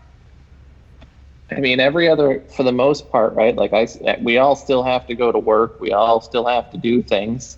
Mm-hmm. They don't have to sign these guys. They don't have to have a 6,000 person press room for every one of these guys that they sign. I mean, it's got no impact to health whatsoever. So, no, if this was to hold the NFL draft and still involve fans today, absolutely not. But this is the greatest thing ever. Yeah. I don't have to. Let's be honest. 75% of these top tier deals and high end trades have probably been 75 to 90% done starting back at the combine. Yeah. And I don't think it's, to me, Florio was grandstanding out there to be the sole guy, to be different. Yes, I understand, and I'm not trying to make light, but there's, we're doing this here via Skype, just like these guys can. It's financials. Yeah. He compared it to the Kennedy assassination. Exactly. Like, slow your roll. That's why I wanted to make sure we touched upon it. And Cars, I gotta say, stop being mean to Greg Braggs. I'm getting texts that you're being so mean to him. He's got to man up. I'm sorry, Greg, but you just got to deal with it. And if you're getting upset that a nerd is picking on you, you've got some bigger issues, I think, on top of that. Well, I agree with you guys. I think this is for me, I've been living in tension with family stuff. I know a lot of people have reached out and dealing with that, as well as what everybody's dealing with. So it's been, for me, such a great distraction today to be able to get out here, talk absolutely. What I love so much. And I think I'll borrow your term, like grandstanding this as a poo-poo, shame on the NFL, shame on you. I think the utter opposite.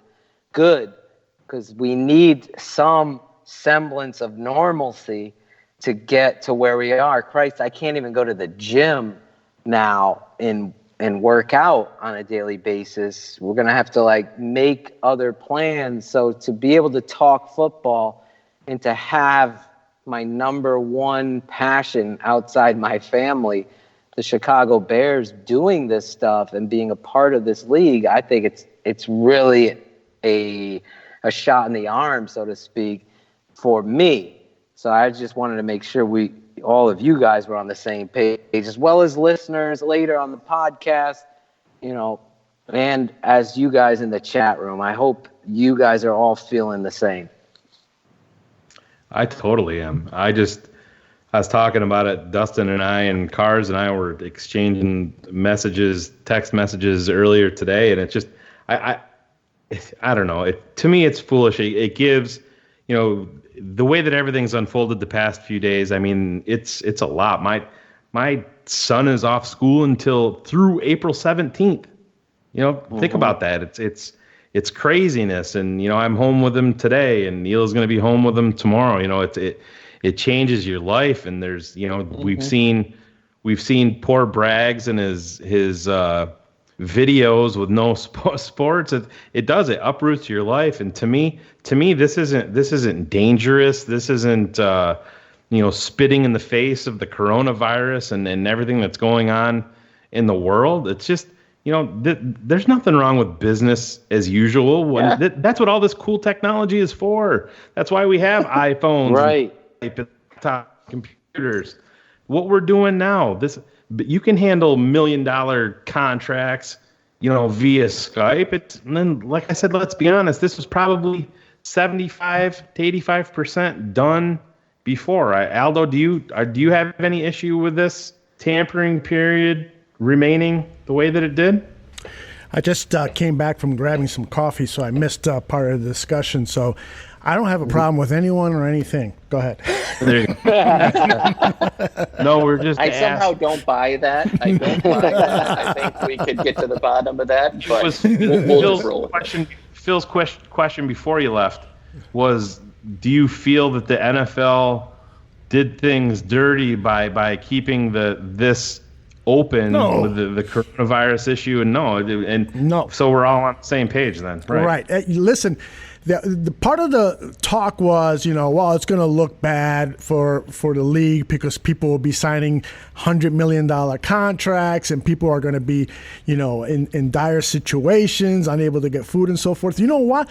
Now's the time to do it before it could potentially be worse because, some of the news reports that we're hearing that in 8 weeks, we could still be in the middle of this and things could get a lot worse. No, we need this diversion. And it's not, it's not at all going to look bad on the NFL. It would, in my mind, look bad if they did it, a month from now when things got worse. So I'm totally cool. I bet you that there isn't an NFL fan in America or around the world who disagrees with that. I mean, I just can't see that. I just can't. Yeah, somebody had a great tweet about it and said, the NFL is going to be king no matter what, but they have this is open range. There's nothing, you know what I mean, in terms of sports. So every sports fan that wants any morsel of information is focused on free agency frenzy and, all the views that we're going to have on this and other shows, they might push up to 4 views.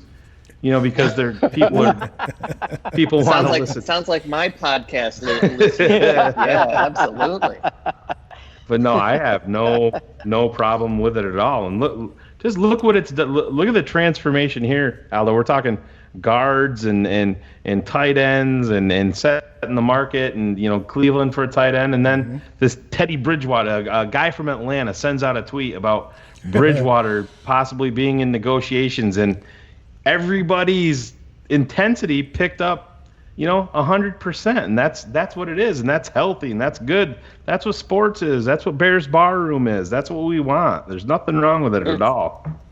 It's making Twitter more sufferable, so I don't have to go have an argument with Braggs about Mitch Trubisky in 2018 again, right? It's going to save our. If the Bears sign Teddy Bridgewater and they ship off Mitch Trubisky, Braggs is going to be beating that Hallis Hall fence with a number 5 Teddy Bridgewater jersey. We already know. Oh, absolutely. But it just saves my Twitter mentions, and I haven't had to hit the mute conversation button once today. So I am just thrilled with where things are going. There you go. Well, we also had a big re-signing based on putting a tag on my boy Roy Robertson Harris. Yes. I think, these are the things that the blogs and all these other sites, miss. They catch up later and say they had it first. And it's really, the reality is this is a big re-signing because this is a guy whose ceiling is so high, a former outside linebacker in college, You know the story, undrafted, puts on all this weight. They play him at the 5 technique. They play him sometimes, and not enough, Aldo, in my opinion, at all, because the tape don't lie, at edge, where he does do what Leonard Floyd doesn't do, and that's destroy a tackle in contact and threaten and condense the passing windows. Because he's so big, so strong, and so talented. This is something Ryan Pace mentioned, Shane, when people were asking about the pass rush. What about the pass rush leading up to last year's draft? And I've been a very, a praiser of Pagano, but here's where I drew the line with, using Roy Robertson Harris one-on-one and allowing him to win. You saw what he could do inside. Just imagine more attempts. And again, a lot of you fans that are learning defense, and that's fine, and learning philosophies. The Chicago Bears, although they're listed as a 3-4 team, are 83% or 85% in a 4-man front in the nickel. That means there's 4 down linemen. It could be a defensive end, a la, Roy Robertson Harris inside at the tackle position, or 3-tech, or outside in a 9 technique, where I would prefer him threatening the tackles. So getting this guy, they put a 2nd-round tender, Shane, and Cars, the nerd, on Roy Robertson Harris. That means, Cars, they really like this guy, and he has a future here in Chicago. He's the guy whose stats don't really show what he does, right? Exactly. To your point, right? We run a ton of things where it's just 2 down linemen and our 2 outside linebackers. And so he's asked to do things that are really unnatural, right? It's very unusual for a guy of his size to play inside like he does. And so you look at his sack numbers and you're like, well, that's nothing. But the fact that they took this guy as an outside linebacker and made him a really good interior defensive lineman is impressive. But I think, the domino to follow after this is what happens with Leonard Floyd. Because I think, if Floyd is done, I think to your point, he's going to get some more views. But I think a guy like a Marcus Golden is also going to get some look from us as a replacement, right? I think they've, they understand how important pass rush is. And we can love Leonard Floyd for his coverage all we want, but if I have to see that spin move where he actually doesn't move, like an inch, and the lineman's just like one-armed, knocking him to the ground, I think I will scream people on at my Twitter television wanting this guy again. to be signed to a $50 million extension to be a coverage linebacker. It's literally the dumbest thing I've ever seen in my life. I mean, I'm not since as down. The Jets did it last season with C.J. Mosley. Yes, it doesn't make sense at all. And I mean, that's another thing. If you're in this Bridgewater game, that 13.2 is going to come in awfully handy, especially if you're talking 18 to 20 cars. That's that's a sizable chunk out of that right there. Yeah, it wouldn't shock me if the base is there and then there's incentives to probably get it up to that 25 range, right? Like, so that the salary cap will be what it is. And what'll be interesting will be, I know that they'll say it's a competition if Mitch is still on the roster, but it will be interesting to see if that happens, like what dominoes fall after that, right? That's a significant thing for us to do as a franchise, and how that continues down the line, I'm really kind of nerdly excited to see what happens. I don't know what the fuck just happened, but I don't really care. I'm gonna get the fuck up out of here. This shit, I'm out. That's Houston Texans fan base right now. Can you seriously though? Can you? My God. I'm Robinson in a trade. I'm looking at Kyler Murray, and you look at how this draft made. You had Hopkins and you got Fitzgerald. And what if they go out and add Jerry Jeudy or Ruggs? I mean, how about an offensive lineman? Just get them offensive lineman. Let's not Texans this thing and be like, we can get a lineman. No, let's go speed guy Will Fuller. Like no. Do it right. My favorite tweet about that, though, is the faux John Madden. That's Texans fans. Bill O'Brien blew a 24-point lead in a quarter of a playoff game. How can he get worse? Quarantine Bill O'Brien puts on his GM hat. Hold my beer. That is the best tweet about all of this right now. He might have the corona. Tweets of the They week. should test him. Exactly. They should test him for the corona right now and veto that trade from happening. This motherfucker sucks.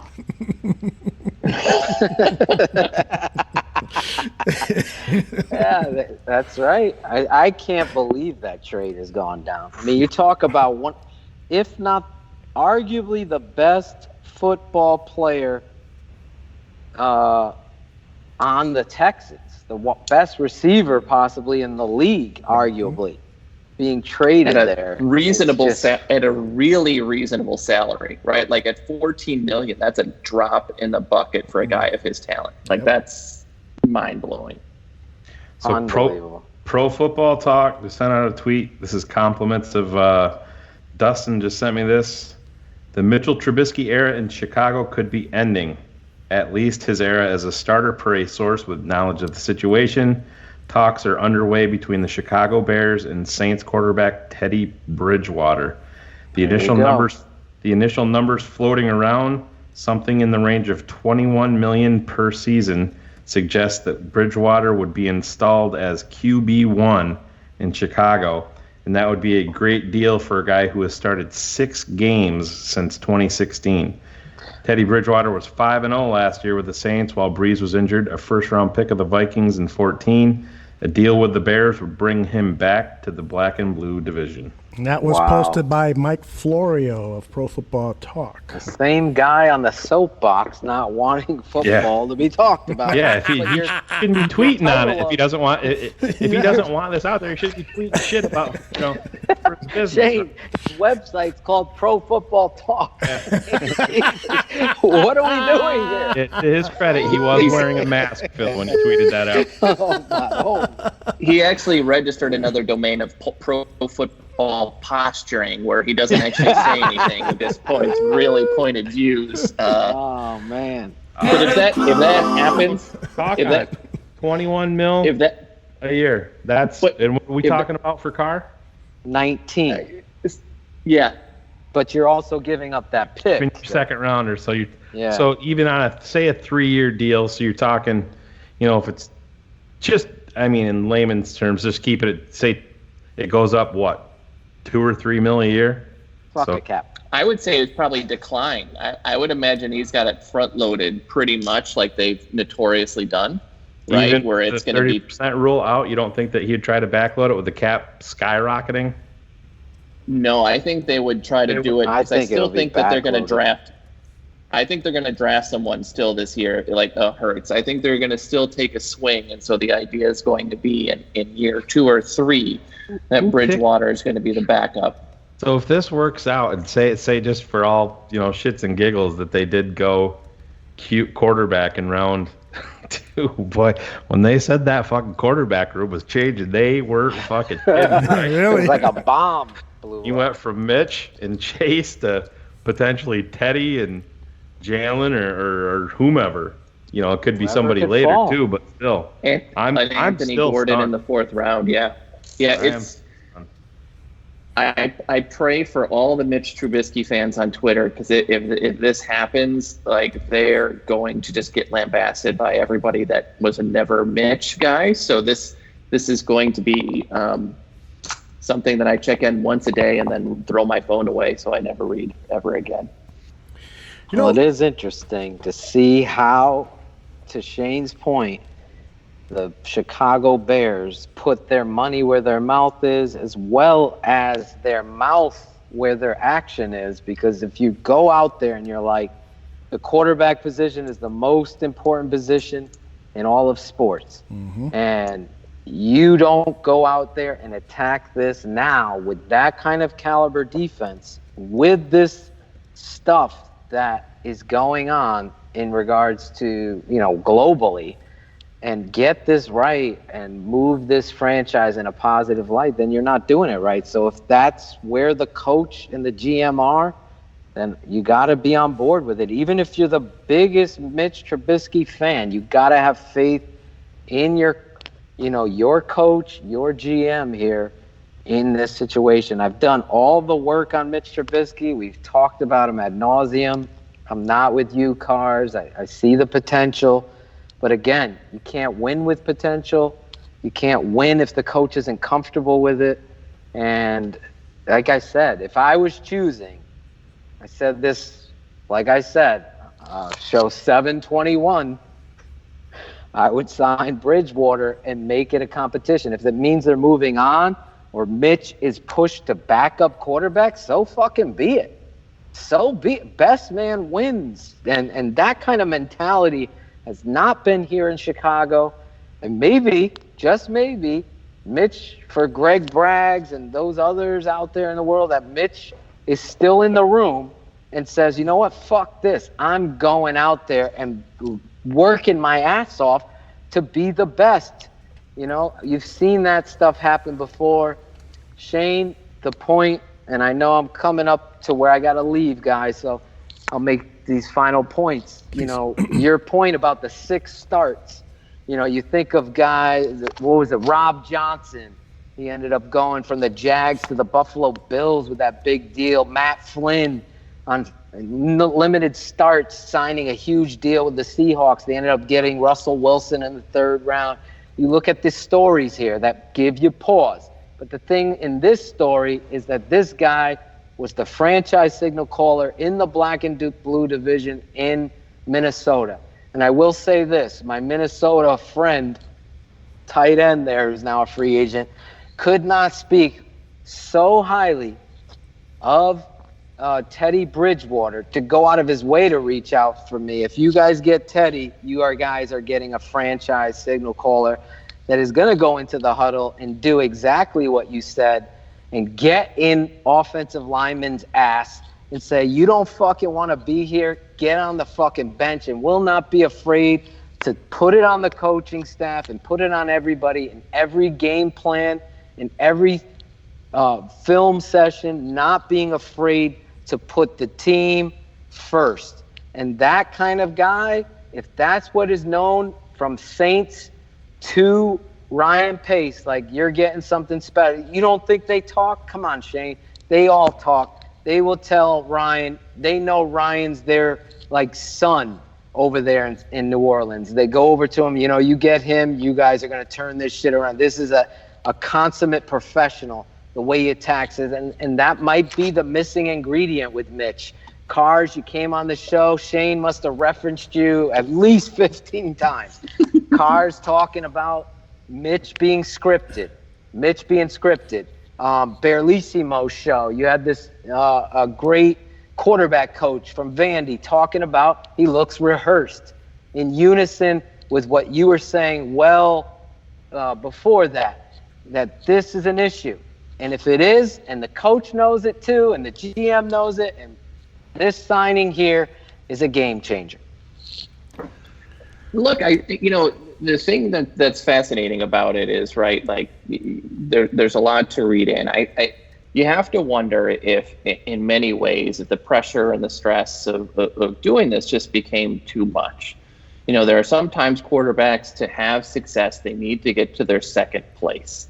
I think if a Bridgewater move is that, I think the Bears would be looking at this like, this is, depending on fandom and how this has gone, that he's got to need a second set of eyes, a different way to look. And that would be the way that I would read into this, that this is going to be something that they would probably try to move him just to give him a shot. Alex Smith had a better career, right, when he left San Francisco.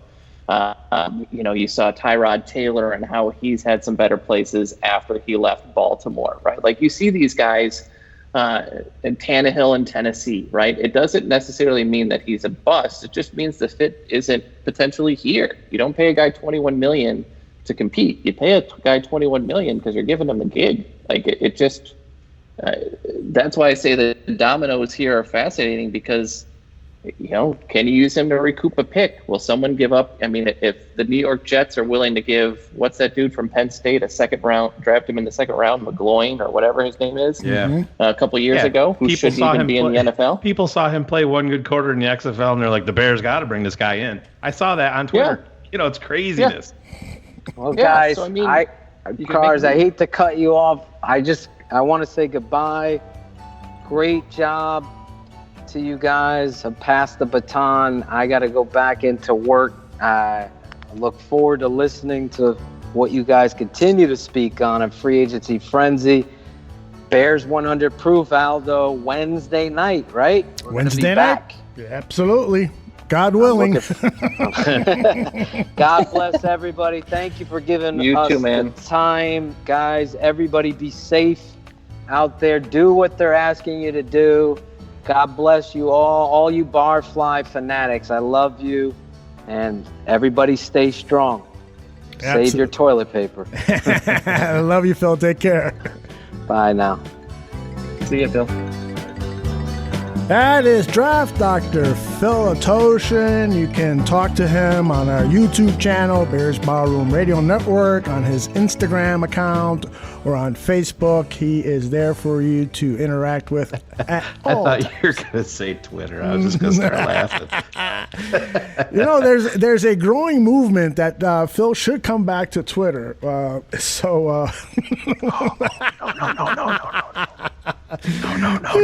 Please no. I love him, but please no. No. That would be awesome. So what do you guys? Hey, no matter what we're going to talk about, this story is all going to come back to the quarterback. Mm-hmm. No matter what. I mean, this is monumental. Yes, indeed. News. This is. I mean, I don't think if we all were to put $1,000 in the middle of our table last night and said, Andy Dalton was the guy that I would have gone all in on that they were going to do. How many times did I say to you, I didn't want it to happen, but to me that was the Chicago Bears move. How many times did I say that to you, Cars? That's such a Bears move to happen. Absolutely. It's the crusty vet that'll come in. He's not going to make any waves.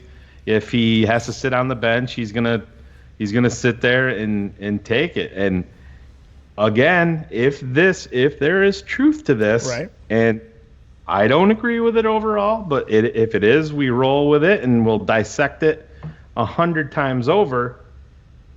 I still have to give, even though I don't agree with it, at least they're putting their nuts on the table, on the chopping block, and saying, hey, this is the move. We're not going to sit back. This is definitely fuck a cap. This isn't what we were expecting.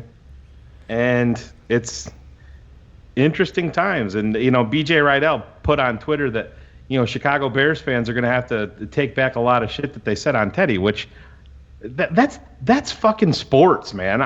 I'm rooting for a guy that's got a Bears jersey. I give two fucks about who's wearing a Vikings jersey. If Khalil Mack went to the Vikings, I'm not going to be a Khalil Mack fan anymore. That's how I am. Yep. You know what I mean? That's how it is. So fuck that. I'm going to rip on Kirk Cousins always because I think he's a stat stuffer and mediocre. But did I rip on Ted? Absolutely. Let me ask you guys a question. Teddy Bridgewater, Saints game this year, Joe Mantle sat in the front row. He comes in. The Bears defense dominates. Teddy throws for 172 yards and throws 1 touchdown and 3 interceptions. Is he an option for the Bears? Absolutely not. That's what I'm saying. That's what scares the fuck out of me, right? You know what I mean? It's just, that's what scares me. Well, but I think you got to look at it, right? So I take a lot of crap that I'm a never Mitcher, right? But this move now tells you where you need to go with the rest of your offense, right? This doesn't preclude a move at guard. This doesn't preclude a move at tight end. This move does not mean that Mitch is the only problem that the Bears identified with the offense. I will say that again. It does not mean he was the only problem. The thing is they viewed it as a problem if this happens, it means that he's not moving. Real quick, just got some little bit of breaking news. Another text or a DM from friend of the barroom, Dustin. Nick Kwiatkowski just sent out a tweet, and it's a picture of the Vegas Raiders' new stadium. Ooh. That's a good place for him. Yes, it is. Yes. Gruden got an up-close look at Kwiatkowski in London when Roquan Smith did not play that game, so he saw Quit. I thought, if I recall correctly, had a solid game that day, and I think he'll fit in really well. The one thing that I'm going to miss about Nick Kwiatkowski was that he would level a hit on somebody that could change the complexion of the game. That motherfucker knew how to hit people to just rattle the face mask off their helmets. He's tremendous. So, he's got kind of that black and silver meanness to him, although he's a soft-spoken guy off the field, a lot like Teddy Bridgewater. Just kidding. He's got better knees. Much better. But that Minnesota game, right? When he blew up Dalvin Cook, Cook did not want to play football anymore after that game. He literally took him into Kirk Cousins. And Dalvin Cook's like, I'm done. I want my mommy. I want my Chunky's Campbell soup, and I'm out. I'm done. That's what I will miss about Kwiatkowski for sure. And what you want as a Chicago Bears fan now that it looks like he's officially gone, you want this to be a big money contract because all of this stuff factors in to the compensatory pick formula. And that's where the Bears were smart to not let Trevathan and Kwiatkowski both hit the market because the Trevathan deal is not counting against that. Now you losing Kwiatkowski, now you're ahead of the game to garner another pick in 2021. I would imagine it'll be a 4-year deal for that to probably happen. Totally. Yeah, absolutely. Our buddy Mitchell Joseph Galloway in the chat room is saying that a new rumor has popped up according to Pro Football Magazine that the Bears and the Bucks are both competing for Teddy Bridgewater, and he says that if he's Bridgewater, he's choosing Arians over Nagy, and I wouldn't argue with that. That's for sure. Well, I wouldn't choose Tampa Bay though. That's the problem. Yeah, absolutely. You get that, but not Tampa. Hey, you got to look at it this way: if you're Teddy, and maybe you can say that it doesn't matter. You come here and you play well in Chicago, the fucking endorsement opportunities are going to be at quarterback limitless. You're going to be limited in Tampa Bay with that, that portion of it. So, with a guy that's had a catastrophic knee injury, if you can go out and do 3-4 commercials and cash in, and let's be honest, endorsement opportunities, a lot of these guys are cashing in more than what they're getting paid in the NFL. So that's you got to look at it that way. But if there's truth to that rumor, what's the white elephant in the room there? That Tom Brady's going back to New England. Yeah. Or it's posturing to Tom Brady. Exactly. There's so much posturing right now that goes in all of this. And again, Tampa does not really do a great job of playing poker, right? They've been such a downtrodden franchise that they literally have to be like, we'll pay you $45 million if that's what you want. Yep. Anything so that Jameis doesn't eat another W in Buccaneers uniform. Now official, the Raiders have signed former Bears linebacker Nick Kwiatkowski, according to the rap sheet. Well, there you go. He is gone, Nick Kwiatkowski. One thing that about Nick is he did agree to come on Bears Ballroom, and he never kept his promise. So fuck you, Nick. That's right. Fuck out of here. Thank God we got rid of that guy. What a that bastard. Hey, Shane, you mentioned that horrific knee injury with Teddy Bridgewater, and so I immediately, put in those words on the Google machine. And check out this quote from, who is this from? Dan Cooper, a team physician who performed the 4.5-hour surgery on Bridgewater on September 8th, 2016. These are some of the quotes that he said about that knee injury. it was just a horribly grotesque injury. It's mangled. You make the skin incision, and there's nothing there. It's almost like a war wound. Everything had blown up. But it certainly was the worst knee dislocation in sports that I had ever seen without there being a nerve or vessel injury. A horrific, horrific injury. You've torn every single thing in your knee, and it's hanging on by one ligament on one side like a hinge. Holy cow. And you know what's most important in all of that, Aldo? It was a non-contact injury. That's right. He didn't have a He was doing 300-pound guy. drop-in. Yeah, in practice. Right. But Jeff Duncan, columnist for The Athletic in New Orleans, just sent out a tweet. Compliments of Dustin again. Teddy Bridgewater has many allies in the Saints football operations, including Sean Payton. You have to think Bears GM Ryan Pace has somehow tapped into those resources with his former team. Yeah.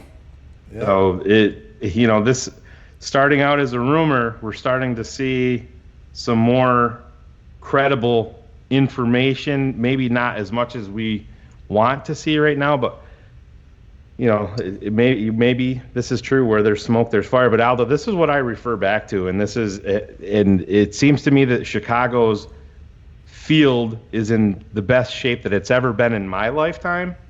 It seems like, but man, that stuff all worries me. It does. And how old's Teddy? 27? Going to be 28, maybe. Sounds right. He's 27 November birthday. So he'll be 28 midway through the season. And hey, that's, this is a guy that if you agree to terms and you're talking about the coronavirus and flying to places, this is a guy that's going to have to take a major physical. I mean, if you're signing off on a deal like this and put through the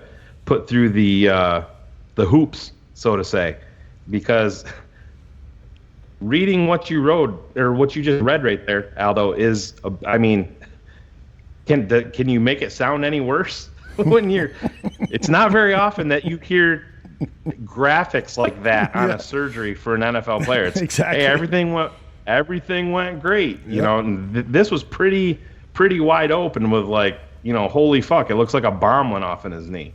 Yeah, exactly.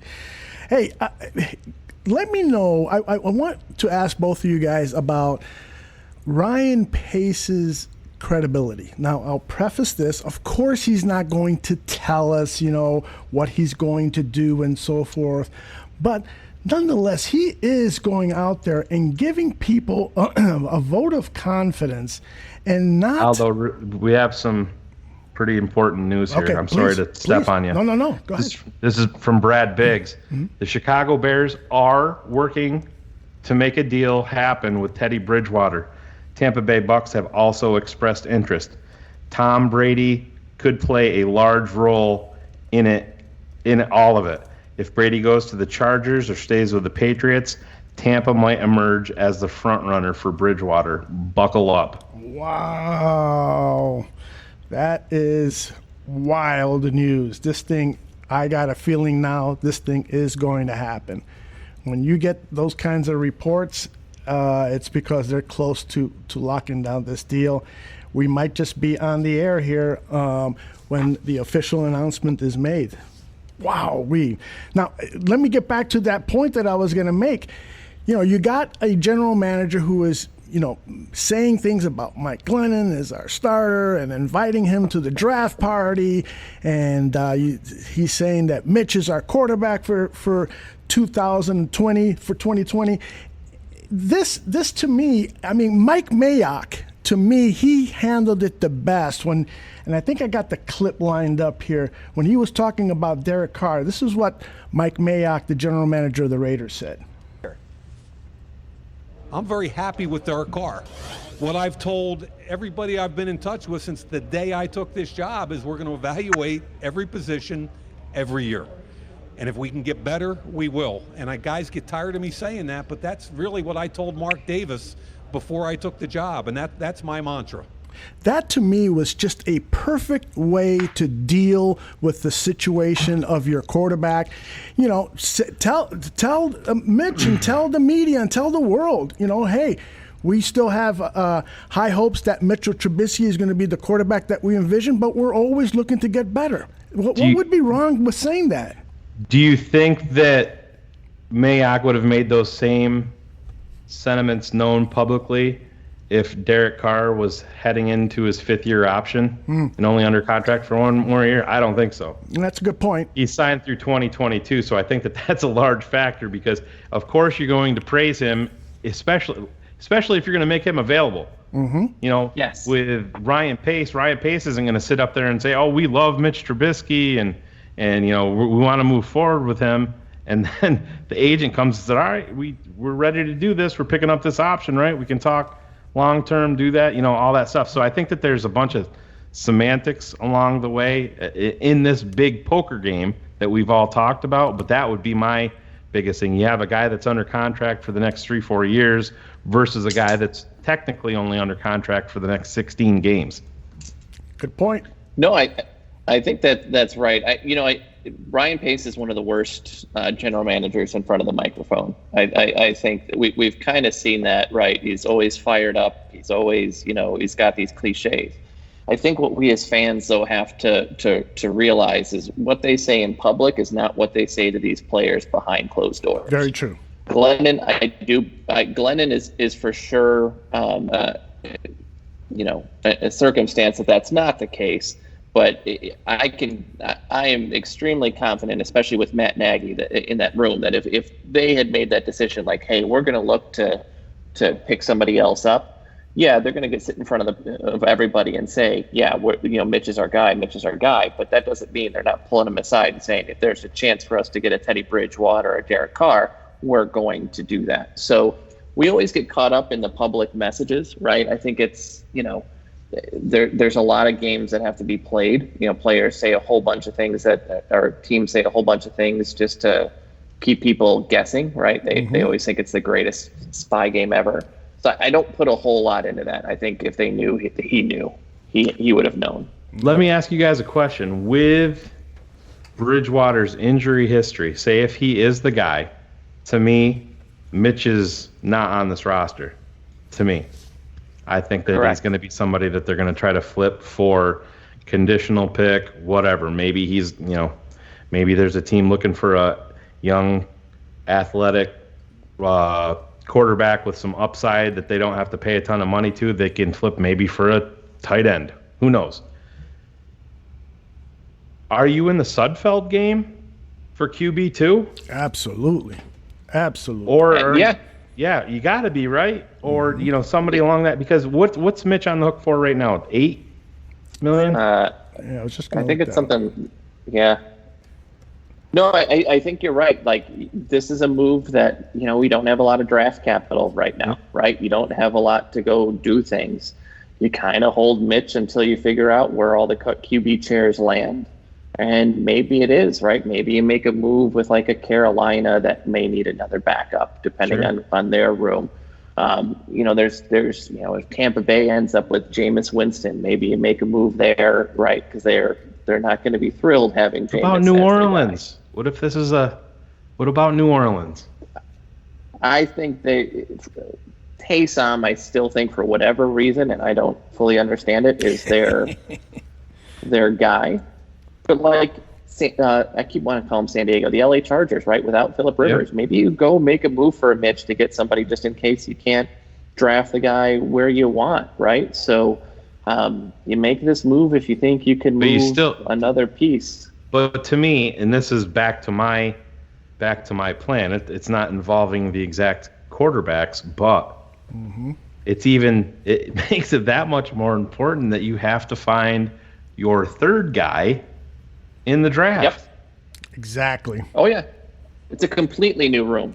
Like when they said that, it's not. If this is the move, again, even if they sign Nate, right, there's still a good chance that they're drafting a guy in round 2, right? This is a move that they think they can win now, kind of like Kansas City, right, with Alex Smith, where you want to make the playoffs and think you kind of have a shot if some things go the right way, all while you're grooming someone from behind. And that you take 2 chances because the position's so important.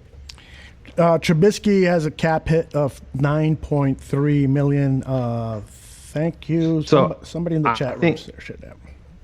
I think you can bring. I mean, Sudfeld went from like 640K up to like 3.095 last year when they gave him the second round tender in Philly. Mm-hmm. So I mean, you're talking you're talking what, 5 to 6 to entice him?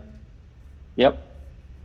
And so then you're opening up even more. I mean, well, listen, you're 13.2 from Floyd. You add Sudfeld.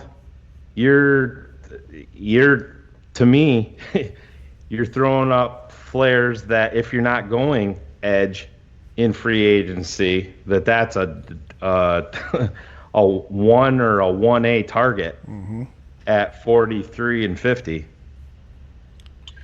Yeah, so I think in that kind of move, right? They've talked about like a Marcus Golden being around a $6.5, $7 million player. So like that's the move. But that's even to me, even with him, you still have to have a guy because they're not even tendering. They're not tendering Irving. They said Isaiah Irving.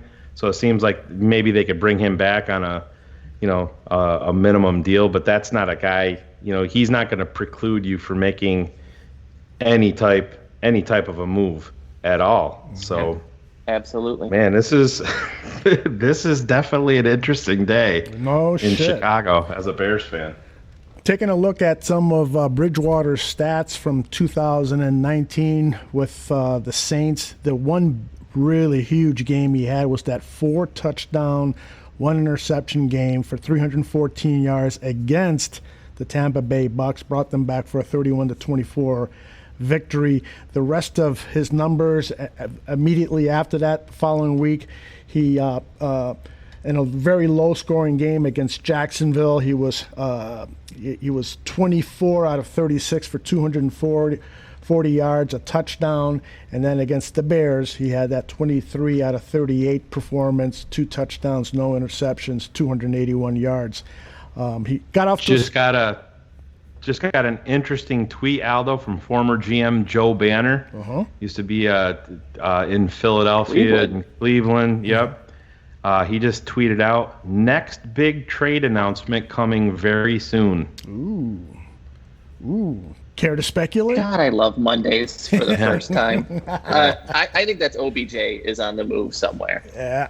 I think that's the next. Could it be Houston? Yes. I mean, wouldn't it be dumb for them to go trade a better wide receiver for someone down the line that's still very good but makes way more money? Yeah. Like, sure, that's the best Bill O'Brien move ever. How about that? Regarding Bridgewater, one more time, you were mentioning, Shane, I don't think it's a done deal that Trubisky is gone.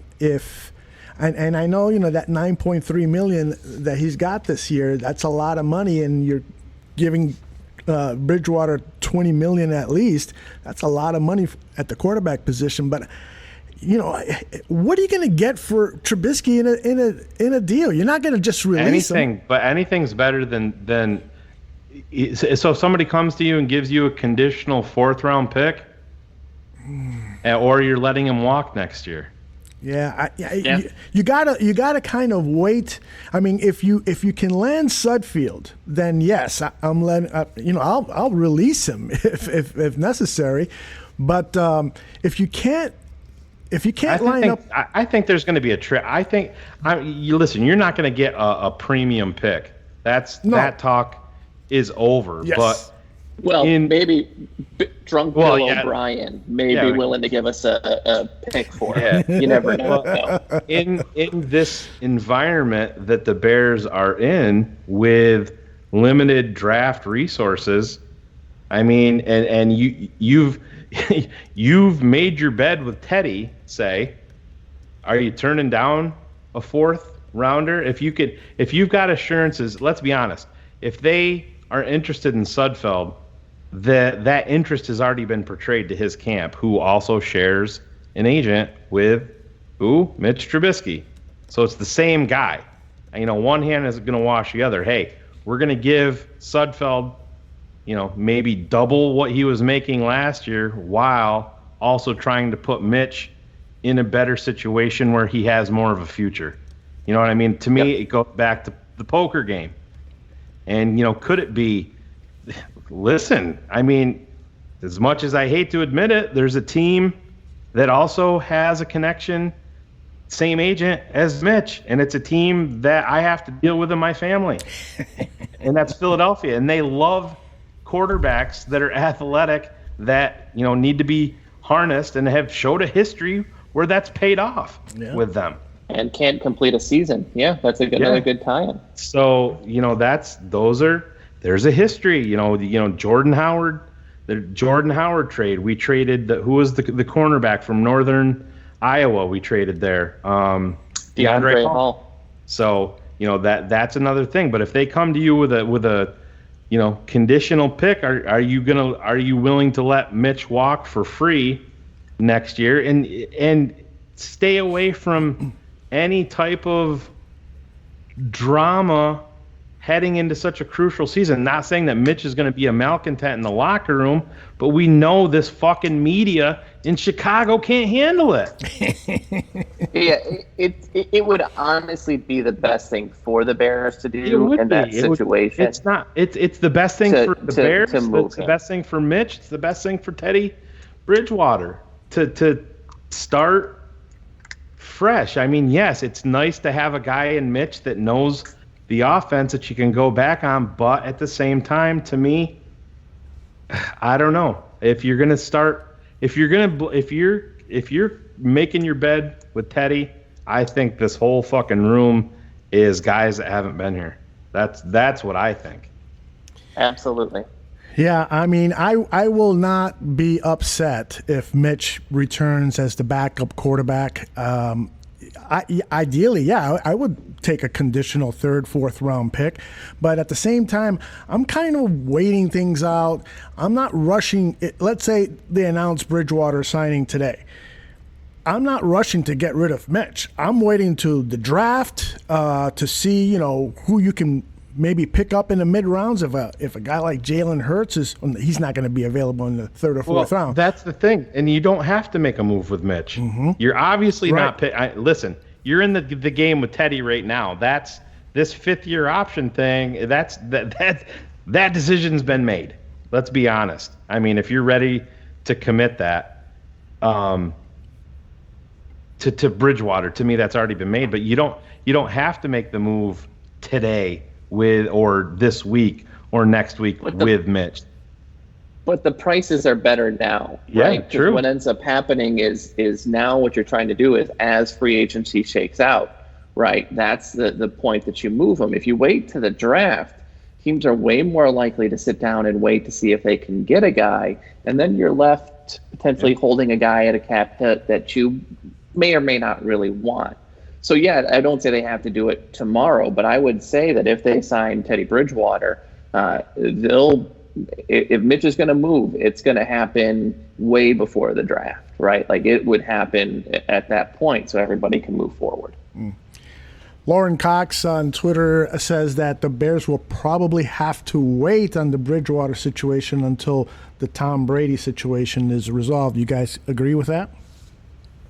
Yeah, that's the domino. Mm-hmm. Unless Teddy just decides that, you know, Teddy might feel more comfortable in Chicago. You know, it might, if money is similar, he might, if he feels more comfortable in Chicago, he might just say, hey, yeah, I want to be there. Maybe Tampa is where he feels more comfortable. We don't know. Right.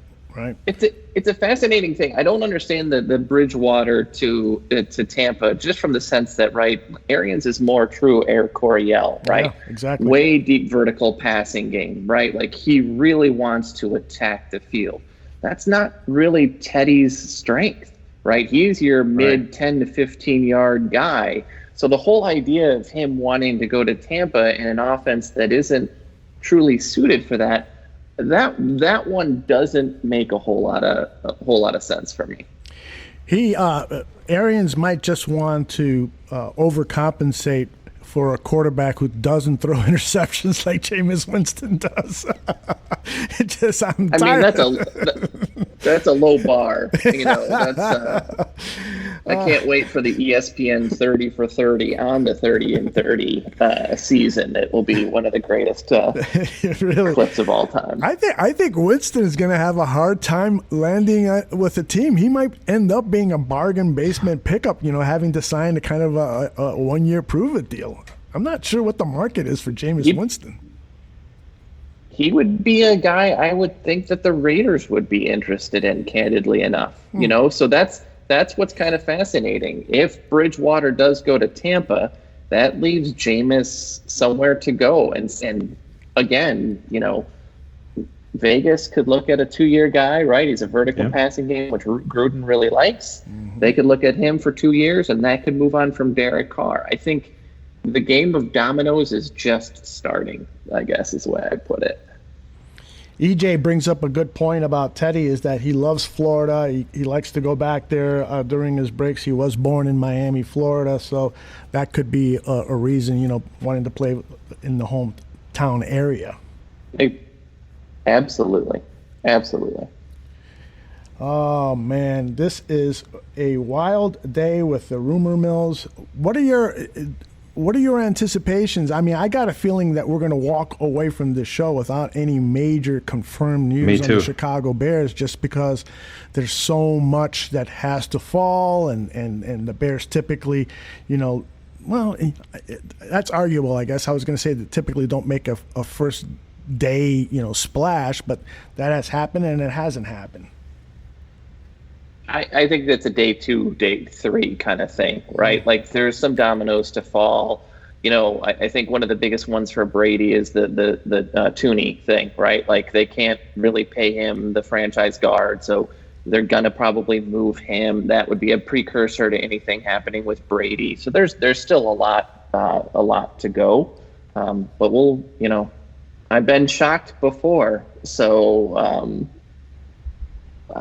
But I don't see it. I really just don't see it happening today. Let's take a look around the league and see what has happened to keep people up to date on stuff. The Giants have placed the franchise tag on Leonard Williams, and the Cardinals placed a transition tag on running back Kenyon Drake. What do you think about that move? Well, I mean, I think that points to the fact that they were in the trade market in their running back room, right? That they knew, and they absolutely had to make sure that there wasn't going to be anybody out there that was going to sneak in. Drake has always been, I've always been a fan of Drake going back to even his Alabama days. I don't know why you would be. Yeah. I thought he was how'd you find that guy? Thought he was a very underrated player, and he blossomed out there in Arizona. And to Carr's point, you add an offensive lineman, or if they're going to go with even more explosion in adding a wide receiver in today's NFL, you see a lot of these guys, that's what they're going to settle on. I can find myself an offensive lineman. They're not going to, PFF and all these analytics is all about, explosion, big plays. And yeah, you can limit that if you can't pass block or run block, but it's going to be fascinating. They had to cover their bases there. Mm-hmm. And I think it was a smart move. To me, I've never worried too much about running back. I always feel like that's always something that's been so deep in the draft. Like Maurice Jones-Drew on NFL Network today for their big signings or things that they wanted to see happen. His was for the Bears to sign Carlos Hyde, running back, because they need a veteran running back that can run downhill. And I'm like, you get paid to say this shit on TV. It's unbelievable. It's crazy. At 3 yards a carry. Yes, exactly. If you need 3 yards a carry, Carlos Hyde for $9 million a year. I feel confident that I can always go out and find you a running back pretty much anywhere that's gonna. Yeah, I mean, there's running backs all throughout this draft that I like, that are explosive, that show the ability to catch the ball, that I think can come in and make impact. I mean, you guys heard me. I was a Kareth White fan. He didn't get an opportunity here, but he made some plays, and I think he's a special teams guy in Pittsburgh. And I think probably if you were to give Ryan Pace some truth serum, probably kind of wishes that he was on this roster right now, moving forward in in this offense for a year and stuff like that. But, I think it was smart for Arizona. You have to, one move always, is a precursor to something else. And that move, that transition tag with Drake was the precursor to the trade talks that were going on with Houston. What do you think of Bud Dupree getting the franchise tag from the Steelers? That was a guy that a lot of Bears fans were looking at as a potential to maybe release replace Leonard Floyd with Bud Dupree. Not going to happen, but that's got to be a great move for the Steelers to keep that kid. Speaking of pass rushers, Shaq Lawson, Bills' former first-rounder, is expected to sign with the Miami Dolphins, according to Ian Rappaport. Okay. That's another edge rusher off the board for the Bears. Here, trade alert, Adam Schefter. The Atlanta Falcons get tight end Hayden Hurst and Ravens 2020 fourth-round pick. Baltimore gets Atlanta's 2020 second-round pick and a fifth-round pick in 2020. So that guy was available, but he was available for a pretty good price. Indeed. Second-round pick. They're shedding salary all that they can right now because of the Julio and Ryan extensions, right? Like they're not going to be too competitive next year, I don't think. Did you hear that Hayden Hurst was involved in a scam by a Pennsylvania man posing as a former All-Star pitcher? He got scammed out of a couple of jerseys. Nice. Pretty weird. I didn't, no. All right, so Mr. Hurst is off the boards. And your thoughts on Bud Dupree being locked up by the Steelers? I think it's a great move for the Steelers, and that guy is just coming into his own. Yeah, I mean, it took him 4 years, right? 4 years to finally become the sack guy that they thought. that long, yeah, that's true. But yeah, I think it was his fourth or fifth season that he finally had double-digit sacks. So, You're right. It just makes sense. It's the Pittsburgh way, right? We take guys, we mold them, and then we re-sign them. So as long as he's not, yelling at baby mamas in his front yard in Florida, I think it was a good move for them to make. You think that Leonard Floyd could maybe take a possible same path and become the pass rusher we've all been dying to see? I just don't think it's a tool in his belt. It wasn't a tool in his belt in college. Yeah. He's just an uber athletic guy that does a lot of things, but get to the quarterback consistently won't be one for him. I don't see it. Here's a great tweet if you're a Houston Texans fan. The Houston Texans have acquired Laramie Tunsil, Jacob Martin, Barkevius Mingo, David Johnson, Kenny Stills, Duke Johnson, 2020 second rounder, third rounder, fourth rounder, 2021 fourth rounder, and seventh rounder. Other teams got DeAndre Hopkins, Jadeveon Clowney, Johnson Batamosi, Julian Davenport, 2020 first rounder and fourth rounder, 2020 first rounder and second rounder. That's these poor Texans fans. If they got Deshaun Watson, God bless them. But man, oh man, you talk about the Naked Gun scene when everything was blowing up behind them and there's nothing to see here. Please disperse. That's exactly what's going on in Houston. Oh my gosh, that guy is going to be hung in effigy. Their coach, general manager. Get him the fuck out of town. Yeah, exactly. All right. Well, guys, I've got a drop here. Okay, my friend. Thank you very much for thanks, being on. Cars. That was fun. Yeah, thanks for having me. Great stuff, and we'll talk to you soon, brother.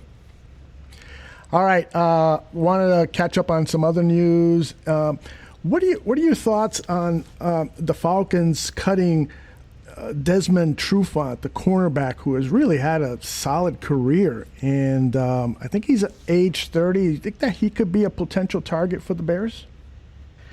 Yeah, I mean, again, to me, it comes back to a 1-year prove-it deal. That's with these veteran cornerbacks, especially at that age. You have to be very, very leery. He's 28 years old. Oh, he's only 28? Yeah. Okay, all right. Yeah, so that's it's definitely an interesting name. I mean, 28. There is a discernible difference, 28 to 30 in terms of NFL years. I mean, you're talking.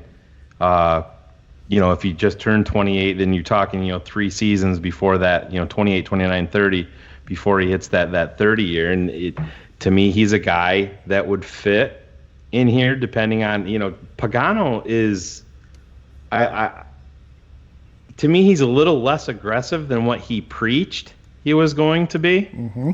And it would be interesting to see how they make that work. And Ryan Pace, if they're making this move, then they have to make these other diligent signings like this. And Trufant is a guy that's cut. It's another thing that's not going to be counted against you as a free agent signing with this comp pick formula, which is going to be obviously a big part of this team moving forward. I think that's something that they're going to focus on.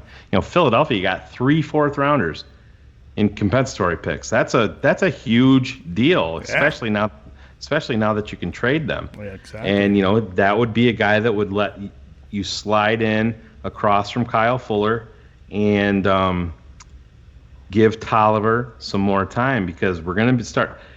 At least the cap is going up a lot next year, Aldo. But this is another. You bring in spot rack or whatever resource you have available. Kyle Fuller's numbers jump in a way next year in terms of his cap number. Yep. So this is another conversation for down the road that we're going to be having, because I know the fuck a cap philosophy, but it's fantastic, but you can't dismiss it and say that it's not that salaries aren't a huge focus. They are. It's not just, oh fuck it, the cap's going up, we don't have to worry about it. It doesn't work that way.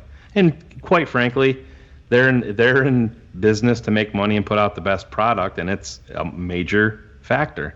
Absolutely. But Trufant is somebody that I would look at, because are they gonna, depending on how this draft opens up, there could be a corner available to you in round 2 that maybe you don't expect to get there, and then you can, and that's the best of both worlds, really.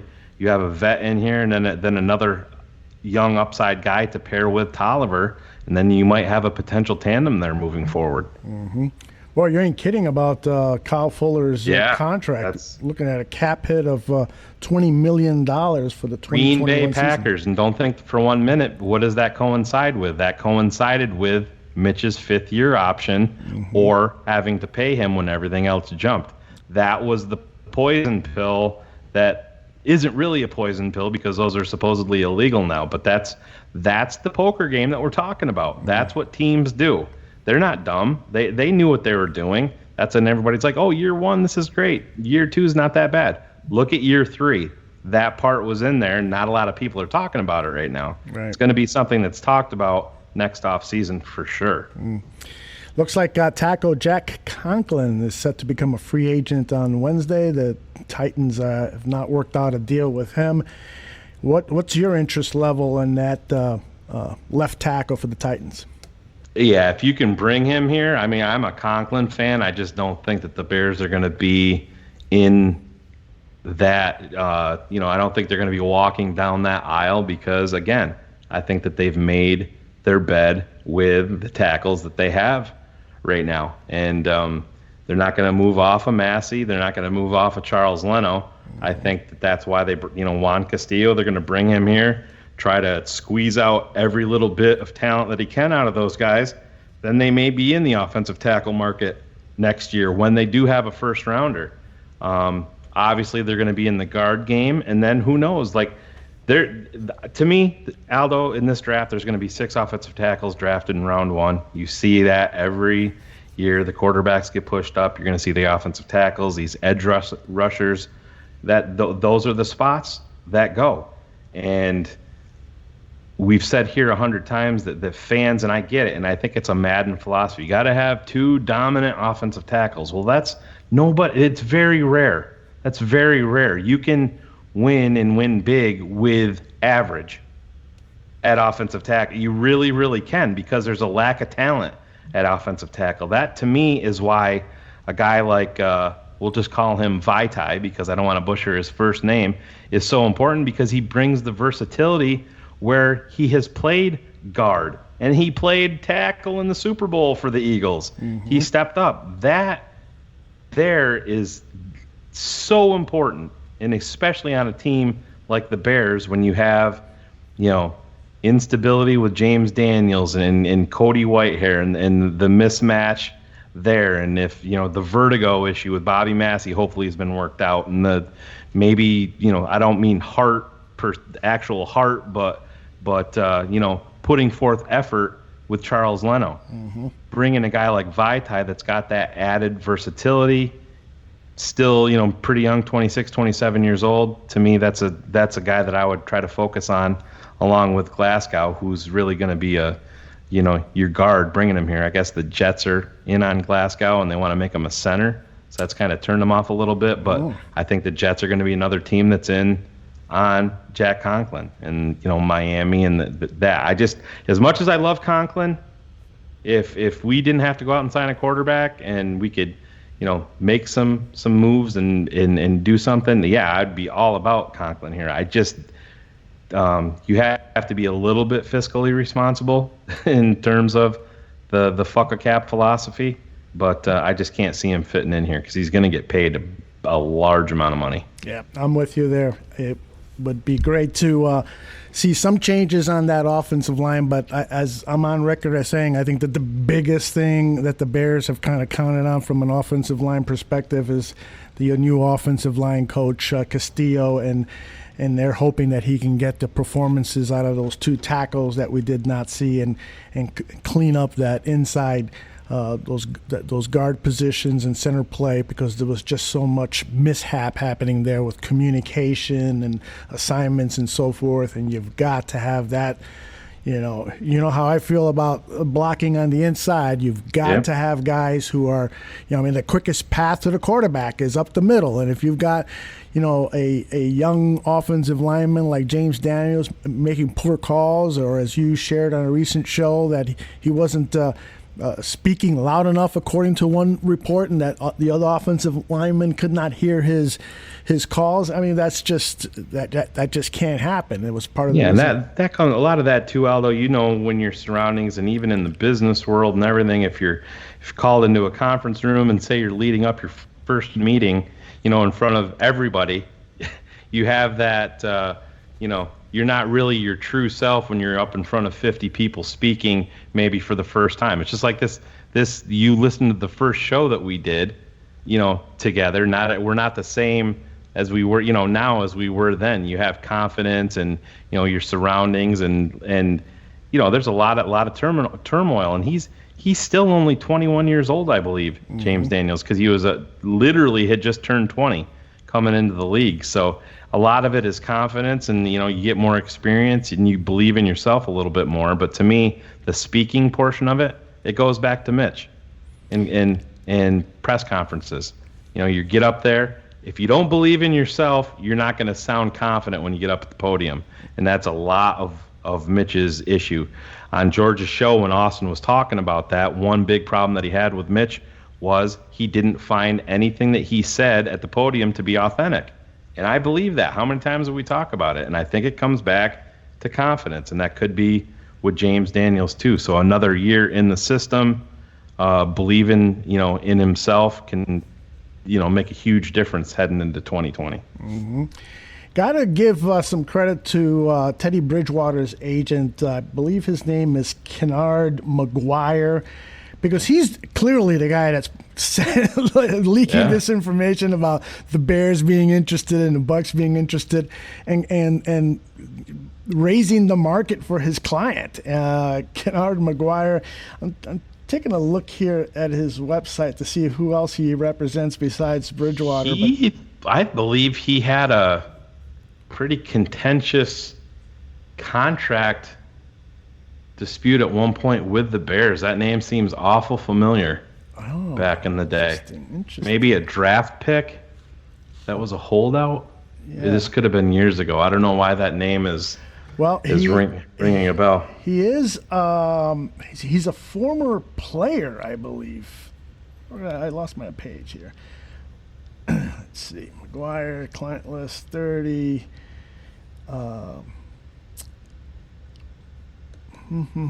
certified to represent NFL players in 1992. Clients included Orlando Pace, Torrey Holt, Teddy Bridgewater, Martellus Bennett. Maybe that's what it was. Maybe there was some issues with that. Maybe that could be it. Yep. So, but kudos to Mr. McGuire. He is doing a great job of getting every penny he can for his client. We do have some breaking news. I got a text from my son who was upstairs. When I told him about Teddy Bridgewater, his response was, "I hate him and never wanted him anyway."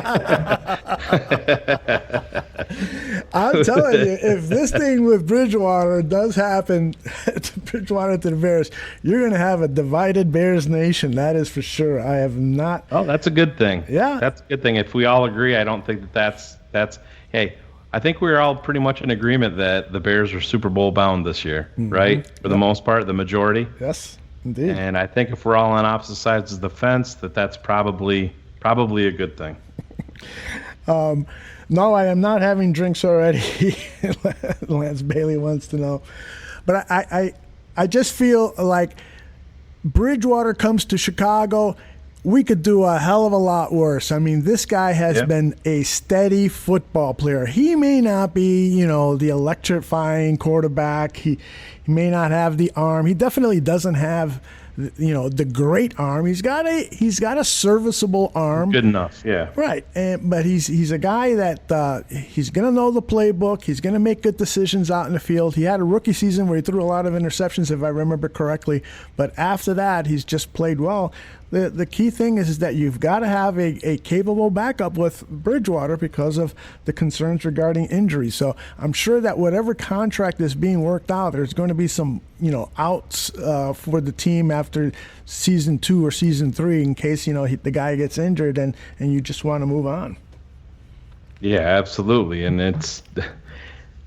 that's been my number one fear with Teddy Bridgewater is being able to maintain health because we don't know.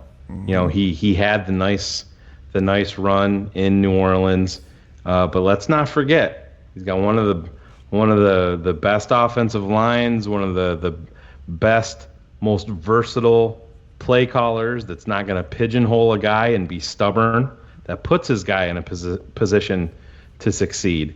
And does he have that in Chicago? It's a legitimate question. This is what I'm saying about Matt Nagy putting his nuts out on the chopping block. That's a part of it. And another thing to look at is Carr's really hit the nail on the head, I think, in terms of offensive fit, with Bruce Arians being more of a downfield, big play guy. Is that really who Teddy Bridgewater is? No, it's not. Don't overlook this point. And this isn't me coming around to accepting Teddy Bridgewater because I'm still not a big fan of this potential move. If Ryan Pace and his connection to the New Orleans Saints is they've been working these avenues, don't think for 1 minute that it doesn't work the other way for Teddy Bridgewater in terms of talking to Sean Payton, in terms of talking to Mickey Loomis about Ryan Pace and about the Chicago Bears organization, because it's not just Ryan Pace. Josh Lucas came with Ryan Pace from where? From New Orleans. So it's a two-way street. And when you're talking big money, especially at quarterback, you have to be absolutely comfortable with everything. That includes front office, coaches, everything. Maybe he looks at Bruce Arians is more comfortable with him as a play caller, but maybe he looks, kind of behind the scenes in Chicago. If he hits in Chicago, it's more money in his pocket. It's more exposure, more money off of the field. But he's also knows Ryan Pace and has that fallback because Sean Payton has told him about who these guys are as people. I don't think something like that can be overlooked, because if Ryan Pace is looking behind the scenes, Mr. McGuire and Teddy Bridgewater are doing the same, just in the opposite direction, looking back in Chicago. Just a quick breaking news item in the world of baseball. Baseball Commissioner Robert Manfred says that they are going to push back the start of the season to follow the guidelines suggested by the CDC. They're going to push it back about 8 weeks. So the baseball season will be pushed back about 8 weeks, and so hopefully this thing gets cleared up by then, and we can get back to our regular appetite fulfillment of sports. This is could be crazy not having sports. Yes, absolutely. And Ben Albright just sent out a tweet that said that he doesn't think that the Hopkins deal is going to be the last big wide receiver move of the day. Wow. So and that could speak to what Cars was talking about, maybe with a potential OBJ trade. Yeah. Would you be shocked if the Bears moved Allen Robinson? If they moved him? Yeah. Yeah, I would be stunned. Yeah, I would be too. I sometimes, he was pretty vocal about his unhappiness with the CBA agreement, and sometimes teams, kind of look down on that and think, this guy's going to be a rabble rouser and so forth. I know the Bears management wasn't happy with Robbie Gould as the head of the Players Association and stuff, and I wouldn't compare, the tweets that A-Rob sent out with anything that Robbie Gould did as a player representative, but sometimes you might look at that and say, let's see what we can get for the guy. He's definitely on the upswing. It's promising. I think the biggest difference there is, Aldo, and this is something that nobody ever talks about, but we're invested in this and we obviously follow it. I don't care what anybody says. Yes, Robbie Gould has been fantastic since he left, but he wasn't when they let him go, and he was running his mouth. Absolutely. So that's a factor, and nobody wants to talk about that. At least with Allen Robinson, I have no problem if Allen Robinson is speaking his mind on something that's as important as the CBA, especially when he's got a potential contract extension coming up. I get it. I totally understand it, and I want him to speak out. I don't want him to be quiet about it and say, whatever. That's good. I want my big money wide receiver to be pissed off and to be motivated and irritated when something bothers him like this, because it's important.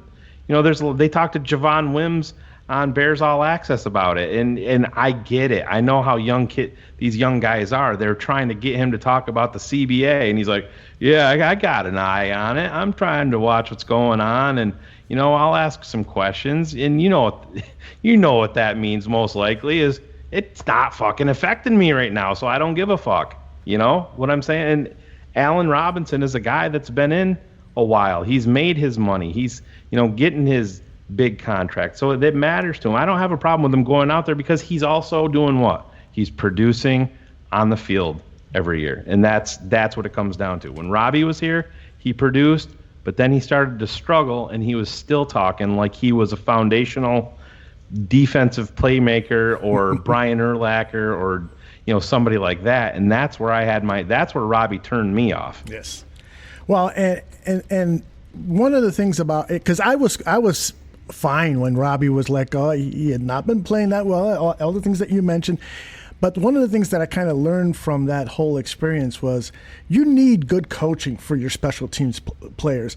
And under John Fox, he was not motivated to kick well, because here he goes off to the Giants and then San Francisco, and he just changed his whole mental outlook. He rejuvenated himself. He became more focused again, just like he basically reverted back to the player that made the Chicago Bears team, with his whole attitude. And, that, again, falls on coaches. You've got to motivate players to do their very best. Hey, a great tweet here by Adam Rank, friend of the bar room. I mean, would it kill Ryan Pace to call the Texans right now and offer Mitch straight up for Deshaun Watson? I saw that. So some interesting tweet here kind of plays off of what Ben Albright was saying. Big wide receiver trade, might not be the only one. And now we see this tweet from Stephon Diggs. It's time for a new beginning. Ooh, Mr. Diggs will not be wearing that purple uniform anymore.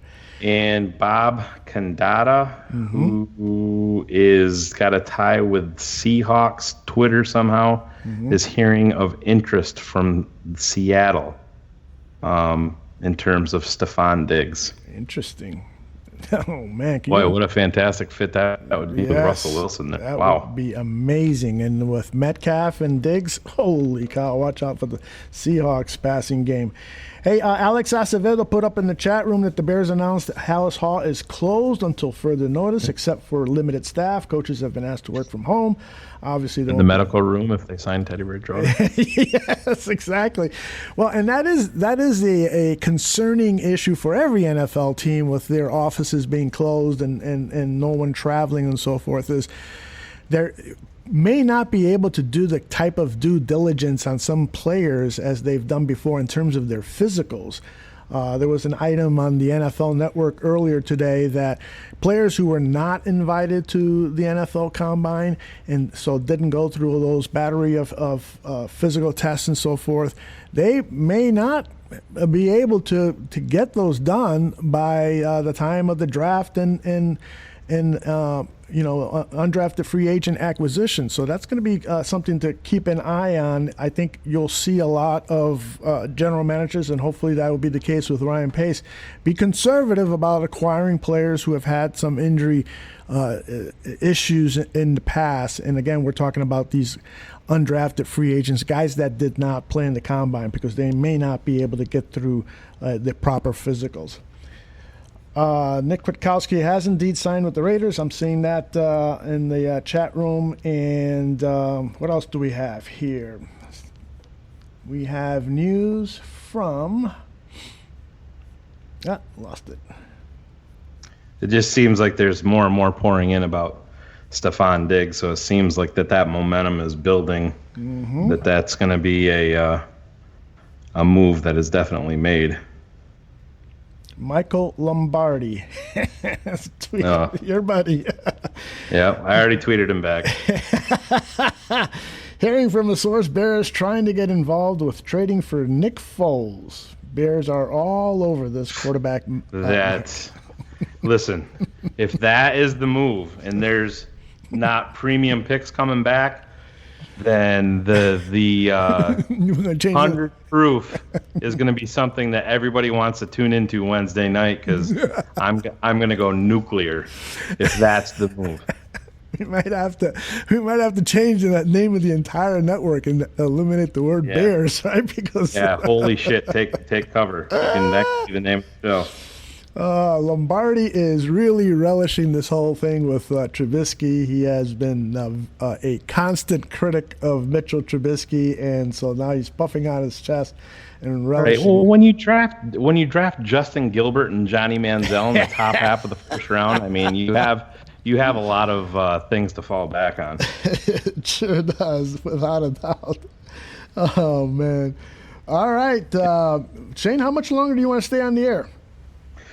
That's up to you. I don't know what your plan of attack is. I mean, we can. You're the boss here.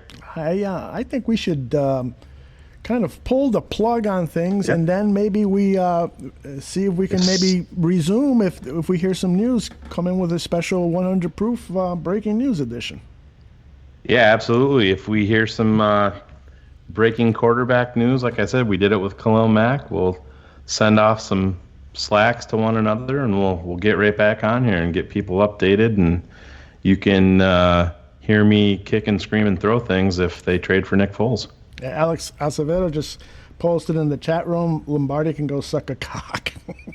Well, I actually saw one tweet that said the breakdown of quarterback derby in Chicago was if trading for Derek Carr is having sex with a condom on, then signing Teddy Bridgewater is finger banging. I guess that's an interesting way to put it, but yes, it is. I don't know what that would make for Nick Foles, but I don't want to know. Well, we're not going to do any shout-outs, right?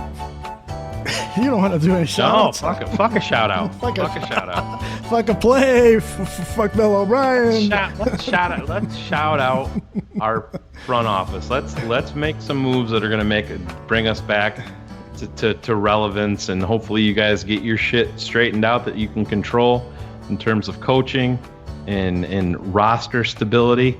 But let's shout these guys out. Go do your thing, and like I said, hang out, rock out with your cocks out, because you're all on the chopping block if it doesn't work out, and really that's all we can ask for. Yep. Well, I'm going to shout out all the people, over 100 we had at one point, who joined us live in the chat room. Lots of great banter going back and forth, lots of opinions shared.